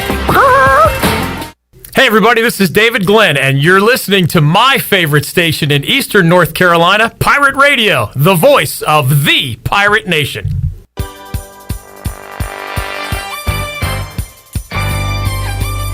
You're listening to the U.S. Cellular 5th Quarter Postgame Call-In Show. Here's Clip Brock. All right, 317-1250. Tell you what's a bummer is we're taking these calls from rightfully so frustrated Pirate fans after a loss, and we're watching UCF fans go crazy at the bounce house. That place is rocking and rolling as UCF has come back to take a 30-24 lead over Boise State fourth quarter. Yeah, this kind of goes back to the caller earlier that said, you know, when Steve Logan was here, he wasn't having to deal with recruiting against Coastal Carolina and Liberty and teams like that. Charlotte, App, all that stuff. That's a good take. And that sort of reminded me of what happened prior to this new regime now with all these new teams in the Southeast, of what happened in Florida. Because remember, Florida State, Miami used to get every athlete in the state of Florida. State of Florida is a big state. They got great high school recruits. Then UCF came along. Then you got FIU. You got FAU. You got all these other Florida teams that all of a sudden came in there, and look now, UCF, USF, all those teams like that have had their runs as well. So it's happening all across the country where these smaller schools are able to take some of these athletes that ECU used to make a living on. Looking like a good debut for Gus Malzahn, the new coach there at UCF. All right, Pat, Bobby, Alex, hang on. Let's go to Owen in Tampa. Hello, Owen. What's up, Cliff? How are you, buddy? Great to hear your voice, man. Doing good. Hope you are. Hey, Weaver. Yes, sir. Is Mike Houston paying you by the excuse, or are you getting a flat rate for the whole game? Hey, I like Mike. And look, let me tell you what. I think he should be much better in year 3. But like I said, this is year 3, game number 1. Now, does he deserve some flack? Absolutely. Because the buck stops with the head coach. And any good head coach will tell you that. The buck stops with me. I take the responsibility. I get paid for the wins and losses. Right now, he's not getting it done. So every bit of criticism that he gets right now from the fans, I'm just not ready to give up on him. I still think he's a good coach, and I'm going to give him the benefit of the doubt at least through year number 3. Well, it don't matter if you don't want to give up on him, because our asses is broke and we ain't got no choice. That's true too. Nobody at ECU wants to pay another coach, period. And it doesn't matter what sport it's in, basketball, football. Luckily, we haven't had to pay too many baseball coaches, so that's the good thing. That's the only thing we got. That's true. Well, listen, Paige made a good comment earlier, and anybody hates to give credit to Scotty Montgomery, and Clint knows how I feel about Scotty Montgomery, but he technically does have better wins than Mike Houston. And to answer Paige's question, no, we will not hold Mike Houston to the same standard that we held Scotty Montgomery to, because Scotty Montgomery is the guy that came after Ruff and was hired by Comper. So that's a whole different ballgame. So everybody's just happy Mike Houston isn't Scotty Montgomery. Oh, and also, I go back to this. This is why I look at him a little bit differently. Houston has won in his previous 3 stops. Scotty Montgomery had never been a head coach. Okay, you know what the other X factor is, too? FBS level. That is true. That is true. Yeah. Well, what's the other X factor in this? Is that Scotty Montgomery was also a victim, and I use that word very loosely, but a victim of circumstance, too, where his boss was coming in, didn't hire him. Mike Houston doesn't have an outgoing boss and another guy coming in. Does that make sense? Yeah, it makes sense, but I don't care. Oh, I didn't say it makes it right or wrong, but I'm just saying he's got the benefit of having. And a lot of people say, well, why did Mo only get 2 years? And we're going into year 3 right now with Mike Houston. He shouldn't get as much time. Well, the situation was totally different. So I agree with Pace on some of the wins and the quality of wins and things like that. But the situation was completely different with a guy coming in that did not hire Mo and didn't want him there. Yeah, and the money was different. The financial diversity were different. And I don't give a damn about any of it, Weaver. I want somebody to win some damn games around here. I hear you. And every ECU fan out there feels exactly the same way. They want to see wins. They want production. They want this program back. Nobody wants to see App State going to 6 straight bowl games and ECU having not gone to a bowl game in 6 straight years. That's bizarro world, and that just ain't right. Yeah, well, I didn't want to see App State stick their foot up our ass. But let's tell you something about Mike Houston. I don't like his ass, and I don't care about everybody. I believe in Mike Houston, but I don't give a damn what he did at the FCS level, and I don't give a damn what he does anywhere. I don't like the guy because I think he's a vajay. He's got no balls, brother. You were down 24 points. Hey, can you say that? Quarter with 6 minutes. I just did. You banned me from a program with 7 losing seasons. Who gives a damn? So you go with 6 minutes left in a game you're getting your ass run by 24 points. What the hell did that accomplish?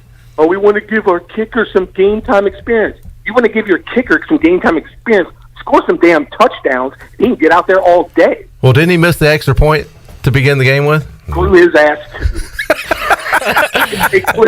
Oh, yeah. Oh, I shouldn't poke and prod on Owen. That's great. Owen, I tell you what, you've made my first show here fun. That's for sure. Yeah, well, I'm gonna make it a lot worse than you. Oh, you know that? Owen, man, you haven't lost your edge. I'll say that. I'll tell you that right now. Say what? I said the kicker's name is Owen, and that's one Owen that ain't allowed in Tampa. I'll tell you that. All right. Owen, anything else, man? Come on, man. I ain't got nothing else to say. All right. Great to hear from you. Hey, Weaver, it's good to talk to you, man. You too, brother. Owen, man, he's an all-timer, for better or for worse. It's great to hear from him. 317-1250. Alex is up next in Charlotte. Hey, Alex. Hey, guys. How's it going tonight? All right. Well, I'm going to kind of echo and jump on Owen's bandwagon a little bit. Like, I'm just disappointed, obviously, on our performance. I just like I feel like we just got to get kind of used to sucking, and even here. No. That is not an option. Getting used to sucking. That's not an option. I understand what you're going with, but no, we cannot get used to sucking. That's the bad part about it. And it is, but then we've got to change the mentality. Like, listen to you guys talk about, well, Coastal can get these guys. We got to compete with Coastal and Liberty and Old Dominion. Are you kidding me? Like, are you really? So now you're going to lower us ECU down to that level? No, they don't want to go to. We're not on that level, right? Like that's not our mindset. But here we are, like, well, we can't get the guys. Coastal's going to get them, and Liberty's going to get them, and Old Dominion's going to. And don't forget about Charlotte. Charlotte's got a team. And App's got a team. Like, we've got to change the mindset. Okay, fine. We can think whatever we want, but what the hell good does that do? We just got our ass kicked by App State. I don't understand what you're saying. No, I'm saying that you're throwing it out like, oh, well, hey, that's our excuse. Like, hey, we got, we're not going to be able to compete with these guys because they got the recruit. Nobody ever said that. No, nobody said we couldn't. No, Alex, what are you talking about? Nobody said that we couldn't compete with those guys, and nobody said that they were getting better athletes than we were. We were just talking about the Prop 48s and the athletes that we are not able to get anymore. I mean, look, the reality is we're just not good right now, Alex, and you can, should we not? No, we're not good now. We haven't been good either. That's true. Very true.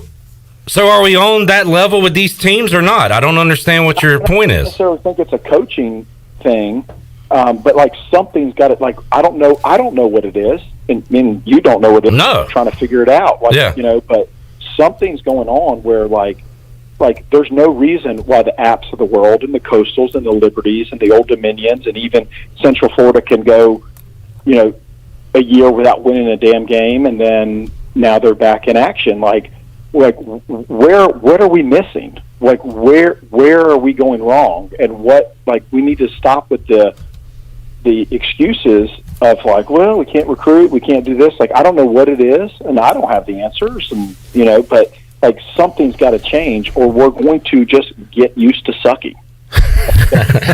Yeah, and we don't. We don't have those answers. I understand. I got you. All right. Thanks, Alex. All right, man. There is Alex in Charlotte. Let's stay in Charlotte and go to Bobby. Hey, Bobby. Hey, how you guys doing? All right, doing good. All right, so I got a couple things. First off, I think the App State offensive coordinator took circles around our D coordinator. I think there was a few plays that stand out, but most notably the touchdown that didn't count. I thought it was a beautifully drawn up play, and we just weren't ready for it. I know that this year we had a few practices to where I think a few less practices where we could tackle, and it showed where they wore full pads. I don't think we had the same number as in the past.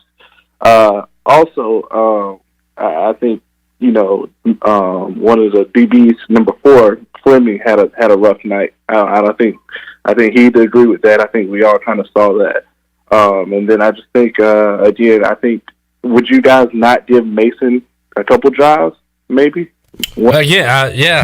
I'm okay with going, and giving him some playing time. I just keep going back. And you worded it what I don't know what he's doing in practice or how good he's been, how bad he's been. I wouldn't mind seeing him in a game, but again, I go back to how reluctant they were to name him second string. I don't think they have a lot of confidence in him. And Billy is going to say, which probably rightfully so, do you want a young quarterback in without a lot of experience behind the O-line that is struggling protecting your veteran? So, again, Bobby, we talk about Mason and want to see what he's got. I just don't know if the staff is ready to do it. It looks like. And Bobby, I kind of agree with you on that point where, we did talk about where we wanted to see a little bit more up tempo and a little bit more sense of urgency and more of a 2-minute drill in that last 9 minutes. If you weren't going to do that, then I can see going to Mason and saying, okay, look, we've tried, it's just not happening with Holton right now. Now, does that mean Holton's not the starting quarterback anymore? Mason's going to be your starter and all that? No, that doesn't, because everybody has bad games. And if Holton's out there running around for his life and he's not having a particularly great game, I don't see a problem with at the end of the game when you're down, 33-9 or something at that point, to go ahead and try something a little bit different. I don't think that's a slap in the face to Holton. I think that's seeing what you have. But like Clip said, we don't know what the coaches, what kind of confidence they have in Mason Garcia, and if they would even... We can read the tea leaves and say it's not that high right now, though. Right. So it's just one of those things. This is my fear, and I was at the game tonight, and one of my fears was, and not saying he's on the same talent level, but the whole Justin Fields situation where they didn't play him when clearly he was the more highly touted quarterback coming in, and Jake Fromm, took him, and he was a reasonable quarterback. It just reminds me of that situation, and why not give him a chance? And especially in this world of where college players can transfer without sitting out a year. I mean, why not just throw him in there and just see what he got? Again, and one thing that I noticed, one thing that they said about Mackenzie Milton is he was horrible in practice, but he lit it up during the game. So it could be one of those situations. That's a good point, too, because there are guys, and we've heard this year in and year out at every level, that some guys are practice players, some guys are game day. Some guys, they look horrible in practice, but you put those game lights on and they become a different animal. And some guys are great in practice. You put them out in front of 50,000 fans and they shut down. So we just don't know what we have with Mason Garcia right now. We've seen a little bit of it. He's had a little bit of playing time, but I don't think enough. And just seeing that there's not a whole, there doesn't seem to be, we don't know, but there just doesn't seem to be a whole lot of confidence in that right now. Yeah. Well, thanks, guys. Hey, thanks, Bobby. Appreciate it. 317-1250. Pat is up next in Raleigh. Hey, Pat. Pat. Yeah, can you hear me? There you are. Hey, Pat. Yes, sir. Yes, sir. How you doing? All right. Doing good. What you got? Right. I got a couple things here. The first thing is, it's like, it feels like watching the game, we just don't have a real offense. And we don't know where or what we're doing in terms of like a real identity. And I'm looking at the stats on the box score, and we had 12 designed rushes to the running back. And at the same point in time, Holton took off for 12 rushes, whether designed or not.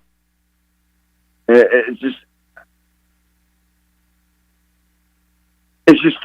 so tough to watch and see this where it's like, we keep hyping up these RBs and I don't know, I'm used to the old ECU where we had that one or two RBs where we could just get behind and ride them and open it up for the QB, whether it be Pink Me, whoever it was, Carden. Just kind of open up that offense, and it seems like we're just kind of playing it by a year on offense and just whatever. No identity, is that what you're getting at on offense? I didn't even realize that until you brought it up, and it made me look at the time of possession, and it was 32-27 in App's favor, so not that bad. But that is that's a weird line for even our running backs. It's funny, we get calls about why do we keep running the ball at the middle when it's not working. Well, those guys only had 12 combined carries. What was it, 8 for Rajay, I guess? 9. And 4 for... 8 for one, 4 for the other. Yeah, 12, yeah. And then you combine that with Holton had 12 rushes himself. Yeah, and I think maybe some of those are Just as many sacks. times as the running back. I think some of those are sacks, but yeah, to your point, that Right. I mean, they're not designed Yeah. RPOs where Holton takes off with the ball. Right. I'm just saying when you look at it, end of the game, it's like what are we actually trying to put together here? Well, you had mentioned the offense Game not plan. you have mentioned the offense not clicking and no identity. The other thing that I noticed too is they were not on the same page a lot of times. I can remember two plays right off the top of my head. One where there was a throw out to the outside to CJ Johnson. The throw went to CJ. CJ had no idea the ball was even coming, so somebody was off on that play. There was another play that looked like it was a designed where you had two offensive linemen out in front of Rajay. He was supposed to turn around, take the quick dump off from Holton, and have the two blockers in front of him. He never turned around. That was another throw that just went to the ground. Those were a couple of plays that bothered me, that they just didn't seem to be on the same page offensively. Yeah, that's fair. And maybe I was spoiled with the Lincoln Riley era. Well, I think we all were to a degree. Those offenses were record breaking. 100%. But then at the same point, I mean, again, you look at it, and it's two of our top receivers are running backs. But at the same point in time, I mean, we've got one of the, in my opinion, one of the best receiving corps in the country, probably. Yeah. DJ, Sneed. I mean, it's Obi. I mean, I don't know if they're one of the best in the country. I think they're not. talented, But and they're good. they do have some weapons. We didn't get to see Omotosho tonight as much as we had liked to, and I would have liked to have seen him stretch the field. But once again, stretching the field is hard to do when your offensive line isn't giving your quarterback enough time. So, and I didn't think we saw as much possession receiving by Tyler Sneed as we would like to see. And Didn't get him involved Didn't at get him all. involved a whole lot. And like I said, there were times when Holton and CJ were not on the same page. So there was just not a whole lot of continuity between quarterback and receiver tonight, in my opinion. No, I agree with that. The protection is still probably the weakest spot on the team. But given that, if you're the coaching staff and you know the protection's down, why are we not game planning around having a short? Why are we trying to drop back and do long routes? I mean, this should be like a quick 2-step, 3-step drop, bing bang snap, plant. Old Lincoln Riley offense.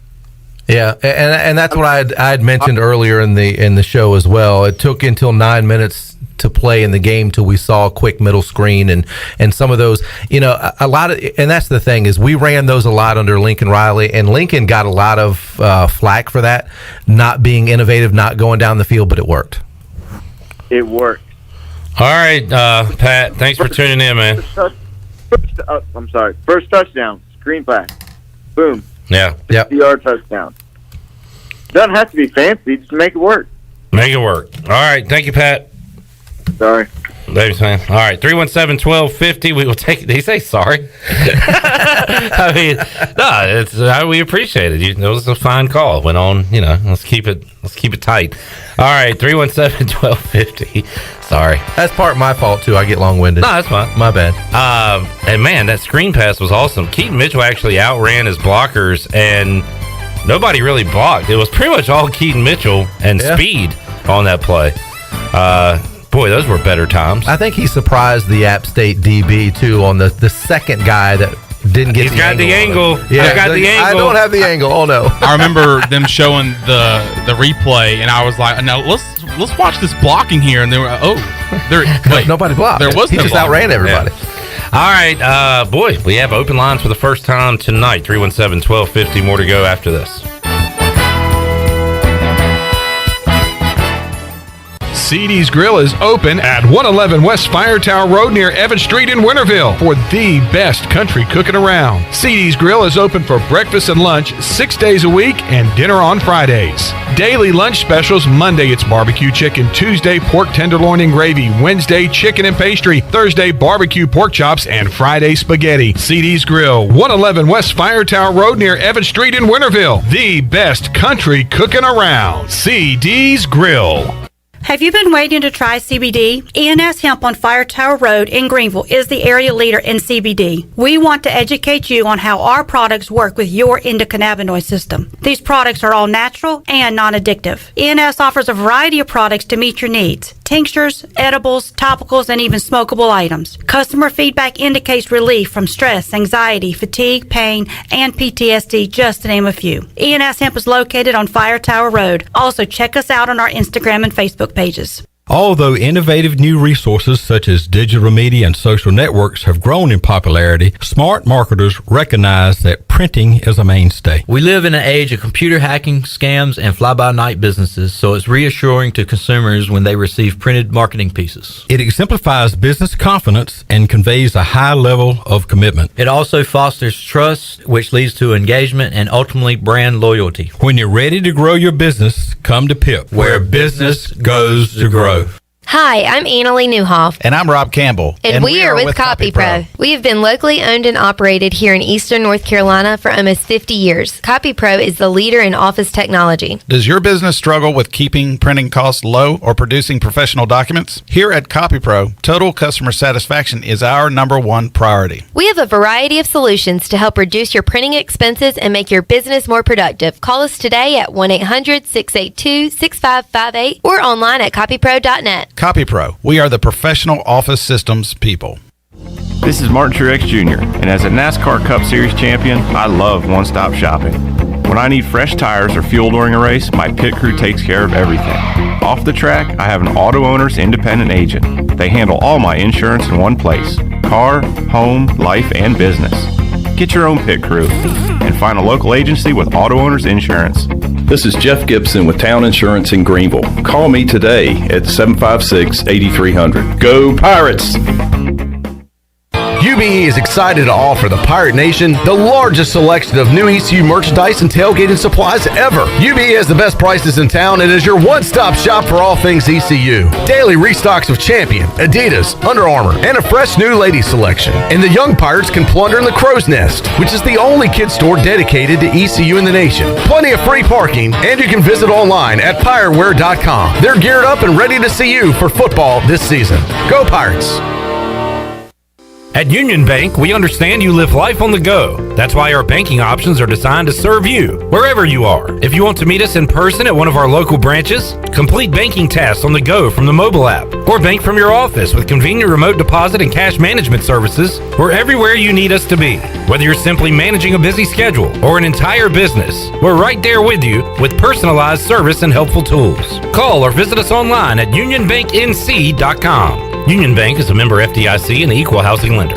Introducing Tommy Club, the best car wash value anywhere. Starting at just $19.99 a month, you can wash your car as often as you like, and also take advantage of our express lanes exclusively for Tommy Club members. You can enjoy a gentle belt conveyor ride to a spot-free shine faster and as often as you like when you're a member of Tommy Club. Plus, our vacuums and mat washers are always free. We're Tommy's Express. Tommy's Express Wash, now open on the corner of Greenville Boulevard and Red Banks Road in Greenville. Come pop a top this ECU football season at Jarvis Street Bottle Shop. Jarvis Street Bottle Shop is a specialty shop selling craft, domestic, and import brews, along with wine and growlers. Hosting a tailgate? Stop by the shop and grab a keg for your party or event. The Bottle Shop offers monthly beer and wine tastings featuring rotating NC craft breweries, along with live music and discounts. Stop by the shop Tuesday through Sunday, or check them out on Instagram, Twitter, and Facebook. Pirate Radio is the voice of the Pirate Nation.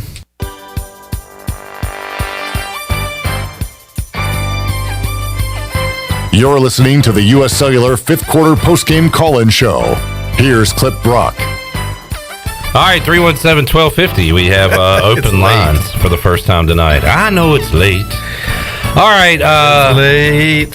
Brown & Wood Drive of the Game is brought to you by Brown & Wood, serving the Pirate Nation and Eastern North Carolina for over 80 years. Brown & Wood has 4 brands, 3 generations, 2 showrooms, and 1 goal, and that's that you leave a happy customer every single time. Brown & Wood on Greenville Boulevard in Greenville. Online, brownandwoodauto.com. Drive of the game, not too many to choose from, Weave. So I guess we'll go with the first touchdown. Yeah, it's 5 plays, 80 yards. Keaton Mitchell with the 63-yard touchdown run, the missed extra point to make it 6-0. But can I make an announcement here? Absolutely. A 1:04 a.m. announcement. A 1:04 a.m. announcement. This is breaking news. Yours truly will be starting a new job at Brown and Wood next week. How about that? Congratulations, Bill. Yeah. You can go to Brown and So Wood. you can go, you can listen. Are you going to be their cook? That's pretty good. Hey, so I know, bear with me for just a second. Did you guys watch Cobra Kai? Yes. I never did. You never did? No. So, Clip, you're with me, right? Yeah. They had that car dealership. Is that where you're going? Yeah, that's where I'm going. And, of course, he gave out Danielson. Daniel. Gave out to everybody that bought a new car a bonsai tree. Oh, yeah. You remember that? Yeah, yeah. So I'm thinking maybe throw out a burrito or two for every car. There you go. Right? Yeah. Right? Yeah. So when you go through the negotiations, you're like 3 burritos, and I'll buy this car. A burrito. How about 2.5 burritos? look, let me talk to my manager. 2.5 burritos. I think I can get you 2.5 burritos. Brown and Wood, Billy Weaver. Yeah, come see me. Come see me. We got all kinds of good cars. Good stuff, Weave. Good stuff. And Weave will be here. Look, it's hard to say I've enjoyed anything tonight, but having you here, great addition to the fifth quarter. Been a lot of fun. It has been fun. I'm enjoying It's been a lot of fun. And, I just came here for the T-shirt. That's all. You got your tea, so make sure you show up next week after the South Carolina game. No, I'll be here because I think the South Carolina game is going to be a fun one. I do too. You know what? We did talk about that. We talked about, okay, how's this going to affect attendance? And we talked about that a little bit. Now, if you think about it, look, do you know anybody that likes football that doesn't want to go be in the stands at Dowdy-Ficklin to see a live football game with no restrictions, with the potential to have 30, 40,000 people in there, a real atmosphere and a real event in Greenville? Do you know anybody who wouldn't want that? Not anybody that's even partway a football fan and a Pirate fan. That's what I'm people saying. that So, I listen mean, to us. you know what? People are going to go out there. They're going to have fun tailgating. It's going to be an early tailgate. I get that. And it's, there's all kinds of debates on the early tailgates and all that. Whatever. It's going to be, weather's probably going to be good. It's September. It's Dowdy-Ficklin Stadium. It's the home opener. It's an SEC opponent. Man, I don't see any reason not to go to that game. So I understand people are frustrated tonight. There's a lot of people that call in, fire this guy, sit this guy, bench this guy, are we ever going to be good again? We suck again. The whole thing, the Bobby Boucher thing. No, we suck again. The whole thing. I get that. People are frustrated, but you know what? Tomorrow's another day, and by the time midweek rolls around and people get excited and you see the flags running around Greenville, people having their flag, man, people are going to get into it. They're going to go right to Dowdy-Ficklin Stadium. I truly believe that. All right, 317-1250. If you want to jump in, you need to do so now. We will take a timeout, come back. Still more to go on the U.S. Cellular fifth quarter call-in show. We're back after this.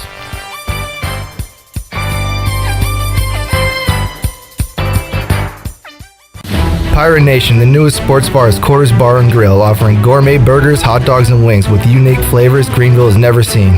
Pirates like to drink too. Quarters Bar and Grill offers a selection of 10 beers on tap and over 50 different craft beers. Come check us out at Quarters Bar and Grill, open Wednesday to Sunday, 11 to 11, located at the shopping center next to Krispy Kreme. Check us out on Facebook and Instagram and be on the lookout for Quarters Cash hidden around downtown Greenville. Quarters Bar and Grill, the plunder never tasted so good. This is John Gavigan with the Gavigan Agency. Our top priority is doing what is best for our members. Whether you are buying a new vehicle, a new home, protecting your family with life insurance, or filing a claim, our agency will be there every step of the way. Our goal is to become a trusted advisor for you and your family for all of your personal and commercial insurance needs. Give us a call in Greenville at 756-1400 for a car, home, business, or life insurance quote today, and give us the opportunity to show you the benefits of doing business with someone who cares. There's no better time to drive away with a quality pre-owned car, truck, or SUV from Greenville Auto World. Greenville Auto World is your authorized rough country dealer. We specialize in lift and leveling kits along with custom wheel packages. Whether you're looking for ground clearance or enhancing the appearance of your vehicle, trust our team for your off-road experience. Greenville Auto World, 3840 South Charles Boulevard across from Hardee's at Bell's Fork, or online at greenvilleautoworld.net. Safety comes first at Greenville Utilities. Did you know that by itself, natural gas is completely odorless? As a safety precaution, a chemical is added to the gas that gives it a distinctive and unpleasant odor. This allows you to detect the slightest amount of natural gas both indoors and outdoors. If you smell a strong odor of natural gas in or near your home, you should immediately call Greenville Utilities. GUC maintains staff around the clock in order to provide immediate response to emergencies such as natural gas leaks. You can count on GUC to keep safety job number one.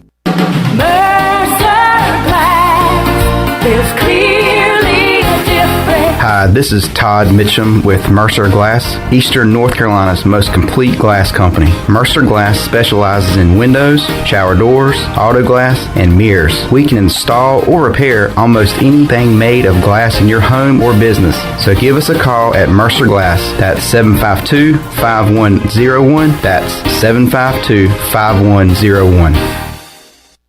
North Carolina State Parks is proud to announce that they have partnered with the Hometown Strong program. Our visitor centers are now equipped with public Wi-Fi to help kids with school. Remote learning has become a critical public health measure in maintaining social distance and continuing to educate our young people. Take advantage of Wi-Fi and a hike at Goose Creek State Park or a day trip to the beach and access remote learning at Fort Macon State Park. For more information, visit hometownstrong.nc.gov. Tired and sluggish? Down in the dumps? Or just have the blahs? Maybe you need to hydrate. Revive Health and Wellness on East 10th Street in Greenville offers IV hydration that can help you with lack of energy, improve your mood, assist with immunity, even fix a hangover.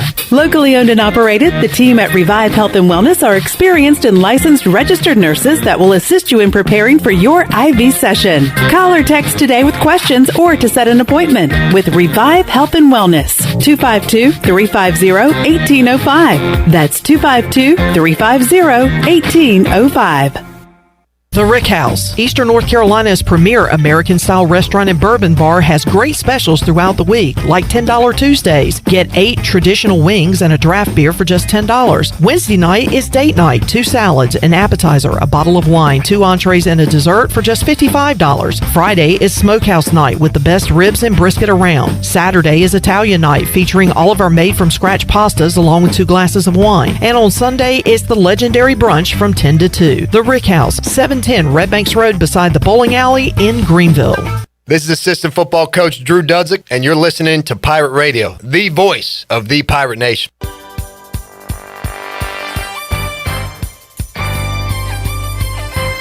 You're listening to the U.S. Cellular 5th Quarter Postgame Call-In Show. Here's Clip Brock. All right, it has been a fun one tonight. Thanks to your calls, and we had a ton of them. And lines were locked and loaded until our last segment. We finally had some open lines. So if you want to jump in, you can. We got one more break to take.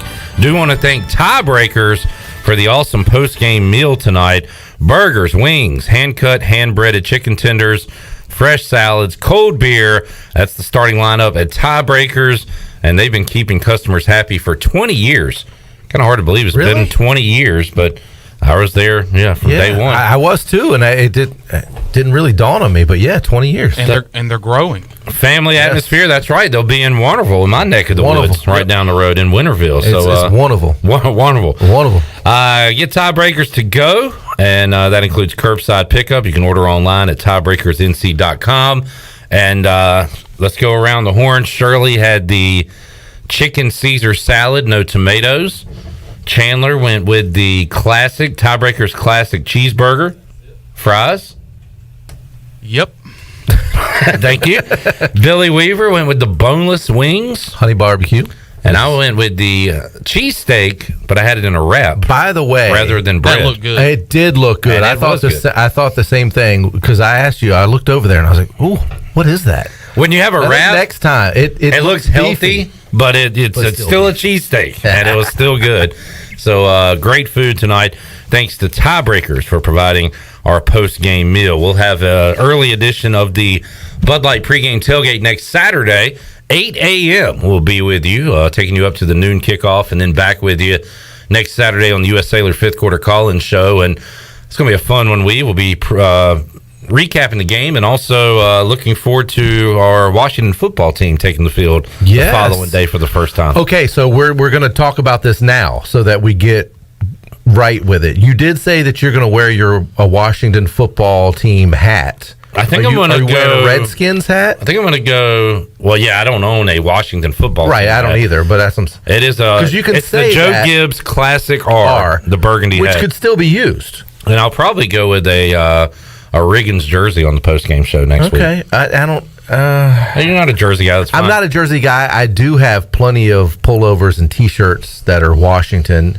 I got a cool lid that I don't wear very often. All right. That I think it's a fitted white lid. It's a white lid with a silverish gray logo on it. Okay. So it's a little different. There's no burgundy and gold on it. Okay. It's all white and silver. White and silver. Yeah. All right. Yeah. We'll rock that next week during the post game show here on Pirate Radio. All right, this is it. Last call for your calls, and we're going to go home because guess what? Tomorrow's a work day. It is Friday. I'll be able to recap this for 3 more hours on Pirate Radio Live from 3 to 6 tomorrow. So we're going to wrap it up after this timeout. If you got anything to say it now. We're back with you to wrap it up after this.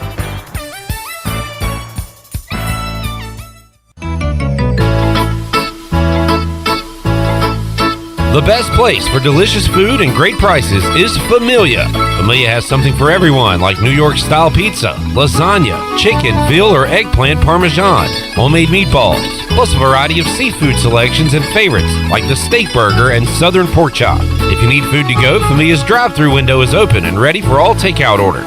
Familia, Fire Tower Road near Pitt Community College, and FamiliaNC.com. Why do I run? Is it because I'm driven? Because I love the challenge? God, no. I do it for the beer. If you're the kind of runner who does it for the beer, this summer you can get one on us with the Michelob Ultra Beer Run. Grab your run buddies and get out there because this summer there's beer at the finish line. Sign up at ultrabeerrun.com and trade your miles for beer.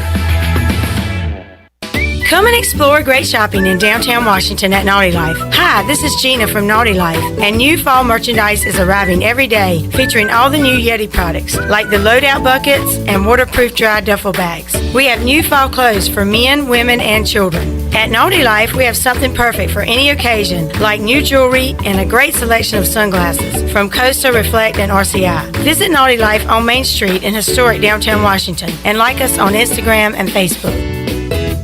The convenience of Pitt Greenville Airport is waiting just outside your front door. Service is back, so you're connected to destinations worldwide through flights from American Airlines. Plan your next trip. Book your flights today at flypgv.com or aa.com. Are you starting to plan your holiday travel for this year? Book today on American Airlines at PGV and enjoy the friendly convenience of flying from your local airport. American Airlines and PGV. Book today at aa.com. PGV, where the pirates fly. Eastern North Carolina's choice for window tinting, signs, graphics, wraps, graphic design, and more is Signs and Tint. Signs and Tint is family owned and operated right here in Greenville, and their NC licensed electricians specialize in ceramic coating, vehicle wraps, and more. Signs and Tint offers 10% off for military and first responders. Also, make sure to mention Pirate Radio at checkout for a discount. Stop by their office today at 801 Staten Road or visit them online at signsandtint.com. Guess what, Greenville? Calzones are back. Community Calzone is the only restaurant in town specializing in calzones. Choose from over 50 different calzones, or you design your own with unlimited options, including vegetarian. Community Calzone also features wings, huge salads, and more. Plus, they deliver to almost everywhere in Pitt County. Located on Greenville Boulevard next to Ashley Furniture Warehouse, they're open for lunch, dinner, and late night for dine-in, pickup, or delivery. It's Community Calzone. This is Marcus Crandall, former ECU Pirate and Grey Cup champion. And you're listening to Pirate Radio, the voice of the Pirate Nation. You're listening to the U.S. Cellular 5th Quarter Postgame Call-In Show. Here's Clip Brock. All righty, wrapping up tonight's edition of the U.S. Cellular 5th Quarter Call-In Show. I'd say for 1:19 a.m., We had 69 viewers still on Facebook going into that last break, and we're still in the 30s on YouTube. It has dropped dramatically at our peak, but at this point in the AM weave, people still tuned in with us. So we appreciate that. It was a fun night, good calls, and it's not the way we wanted the game to go, but we had a successful day here at Pirate Radio. We did, and you know what? It still had... Look, stay on the ship. Pirates still have a chance to have a very successful year. I think they'll do much better in the AAC. They've proven that they can play with some teams in the AAC, and I don't think the AAC is all. Aside from Cincinnati, Cincinnati's going to be really good. Marshall's going to be good again, but there are winnable games on this schedule, including and I think next Saturday. I was about to say exactly that, including next Saturday. I feel maybe too good about that game right now. I don't know. Something about it just kind of makes me feel like the Pirates can put together a good performance. We'll see what South Carolina does against Eastern Illinois this week. And who their quarterback's going to be. That's true, because they're going to go with the grad assistant this week and hope their quarterback, Doty, I believe his name is, will be healthy enough to go in Greenville next Saturday. And that may be pushing it. Yeah, because they're talking about they're hopeful for an early season return. And that I saw a quote too. Mean week 2. They said they're hopeful he'll be 100% for ECU, which tells me that like the best possible option is he feels good enough to play. You know what I'm saying? Like even if he does play, he's not going to be 100% of what he is. Well, and it's going to be very interesting to see how their grad assistant plays against. Maybe he plays so good they won't want the other guy. Exactly. Yeah. Exactly. Maybe he throws 4 picks. You never know. You never know. So that's going to be a fun game to watch too. Billy, extra game on the schedule to watch now. There you go. Great stuff, man. Enjoyed it. Yeah. Appreciate it. We'll be with Weave after the games every week here on Pirate Radio. Shirley, we made it through week 1. Only 11 more to go. 12 if we have a bowl game. I didn't have to cuss anybody out tonight, so that's not true. That is not true. You cussed somebody out before we even got started. That was before the show. Yeah, that doesn't count. That's a technicality. During the show, I didn't have to cuss anybody out, but before the show, I did. Also, I think she cussed someone out, but it was after she hung up the phone, so it wasn't. So yeah, it was technically just to I herself. did. Yeah, technically I was venting. We're making a lot of technicalities here. Yeah, okay, we'll go with it. Chan Man, good job, buddy. Thank you, man. Well, Billy, great to have you, man. Thank you. I love. Hey, we had a couple awesome celebrations in here. We had one that was taken back. A lot of high fives. A lot of high fives. And there was one time, I think it was the potential Hail Mary touchdown. That was a big one. The reaction we had, I was like, man, what a great watch party that would have been. That would have been, yeah. Which, by the way, Meador's in, Weaver, for a Washington-Dallas watch party game this season. I'm in. All right. That could turn bloody. It could really. The way Meador will be chipping away at Weaver get mad. I don't know what could happen. All right, Chandler, we'll see you Monday. Yes, sir. Shirley, we'll be back 3 o'clock on these airwaves on Friday. Yep. And I'll talk to you on Tuesday. All right, and we will be on the show on Tuesday. Thank you so much for tuning in. Thanks to Domino's for the great pregame food, to Tiebreakers for the awesome post-game food, and thank you folks for tuning in and for giving us a call here on the U.S. Cellular 5th Quarter Call-In Show. We'll be back with you next Saturday, 8 a.m. on the Bud Light pregame tailgate, and after the ECU South Carolina game on the U.S. Cellular 5th Quarter Call-In Show. For Shirley, Chandler, Weave, I'm Clip Brock. So long, everybody. You have been listening to the U.S. Cellular 5th Quarter Postgame Call-In Show. Join us next time for complete postgame coverage of East Carolina football, exclusively on Pirate Radio, the voice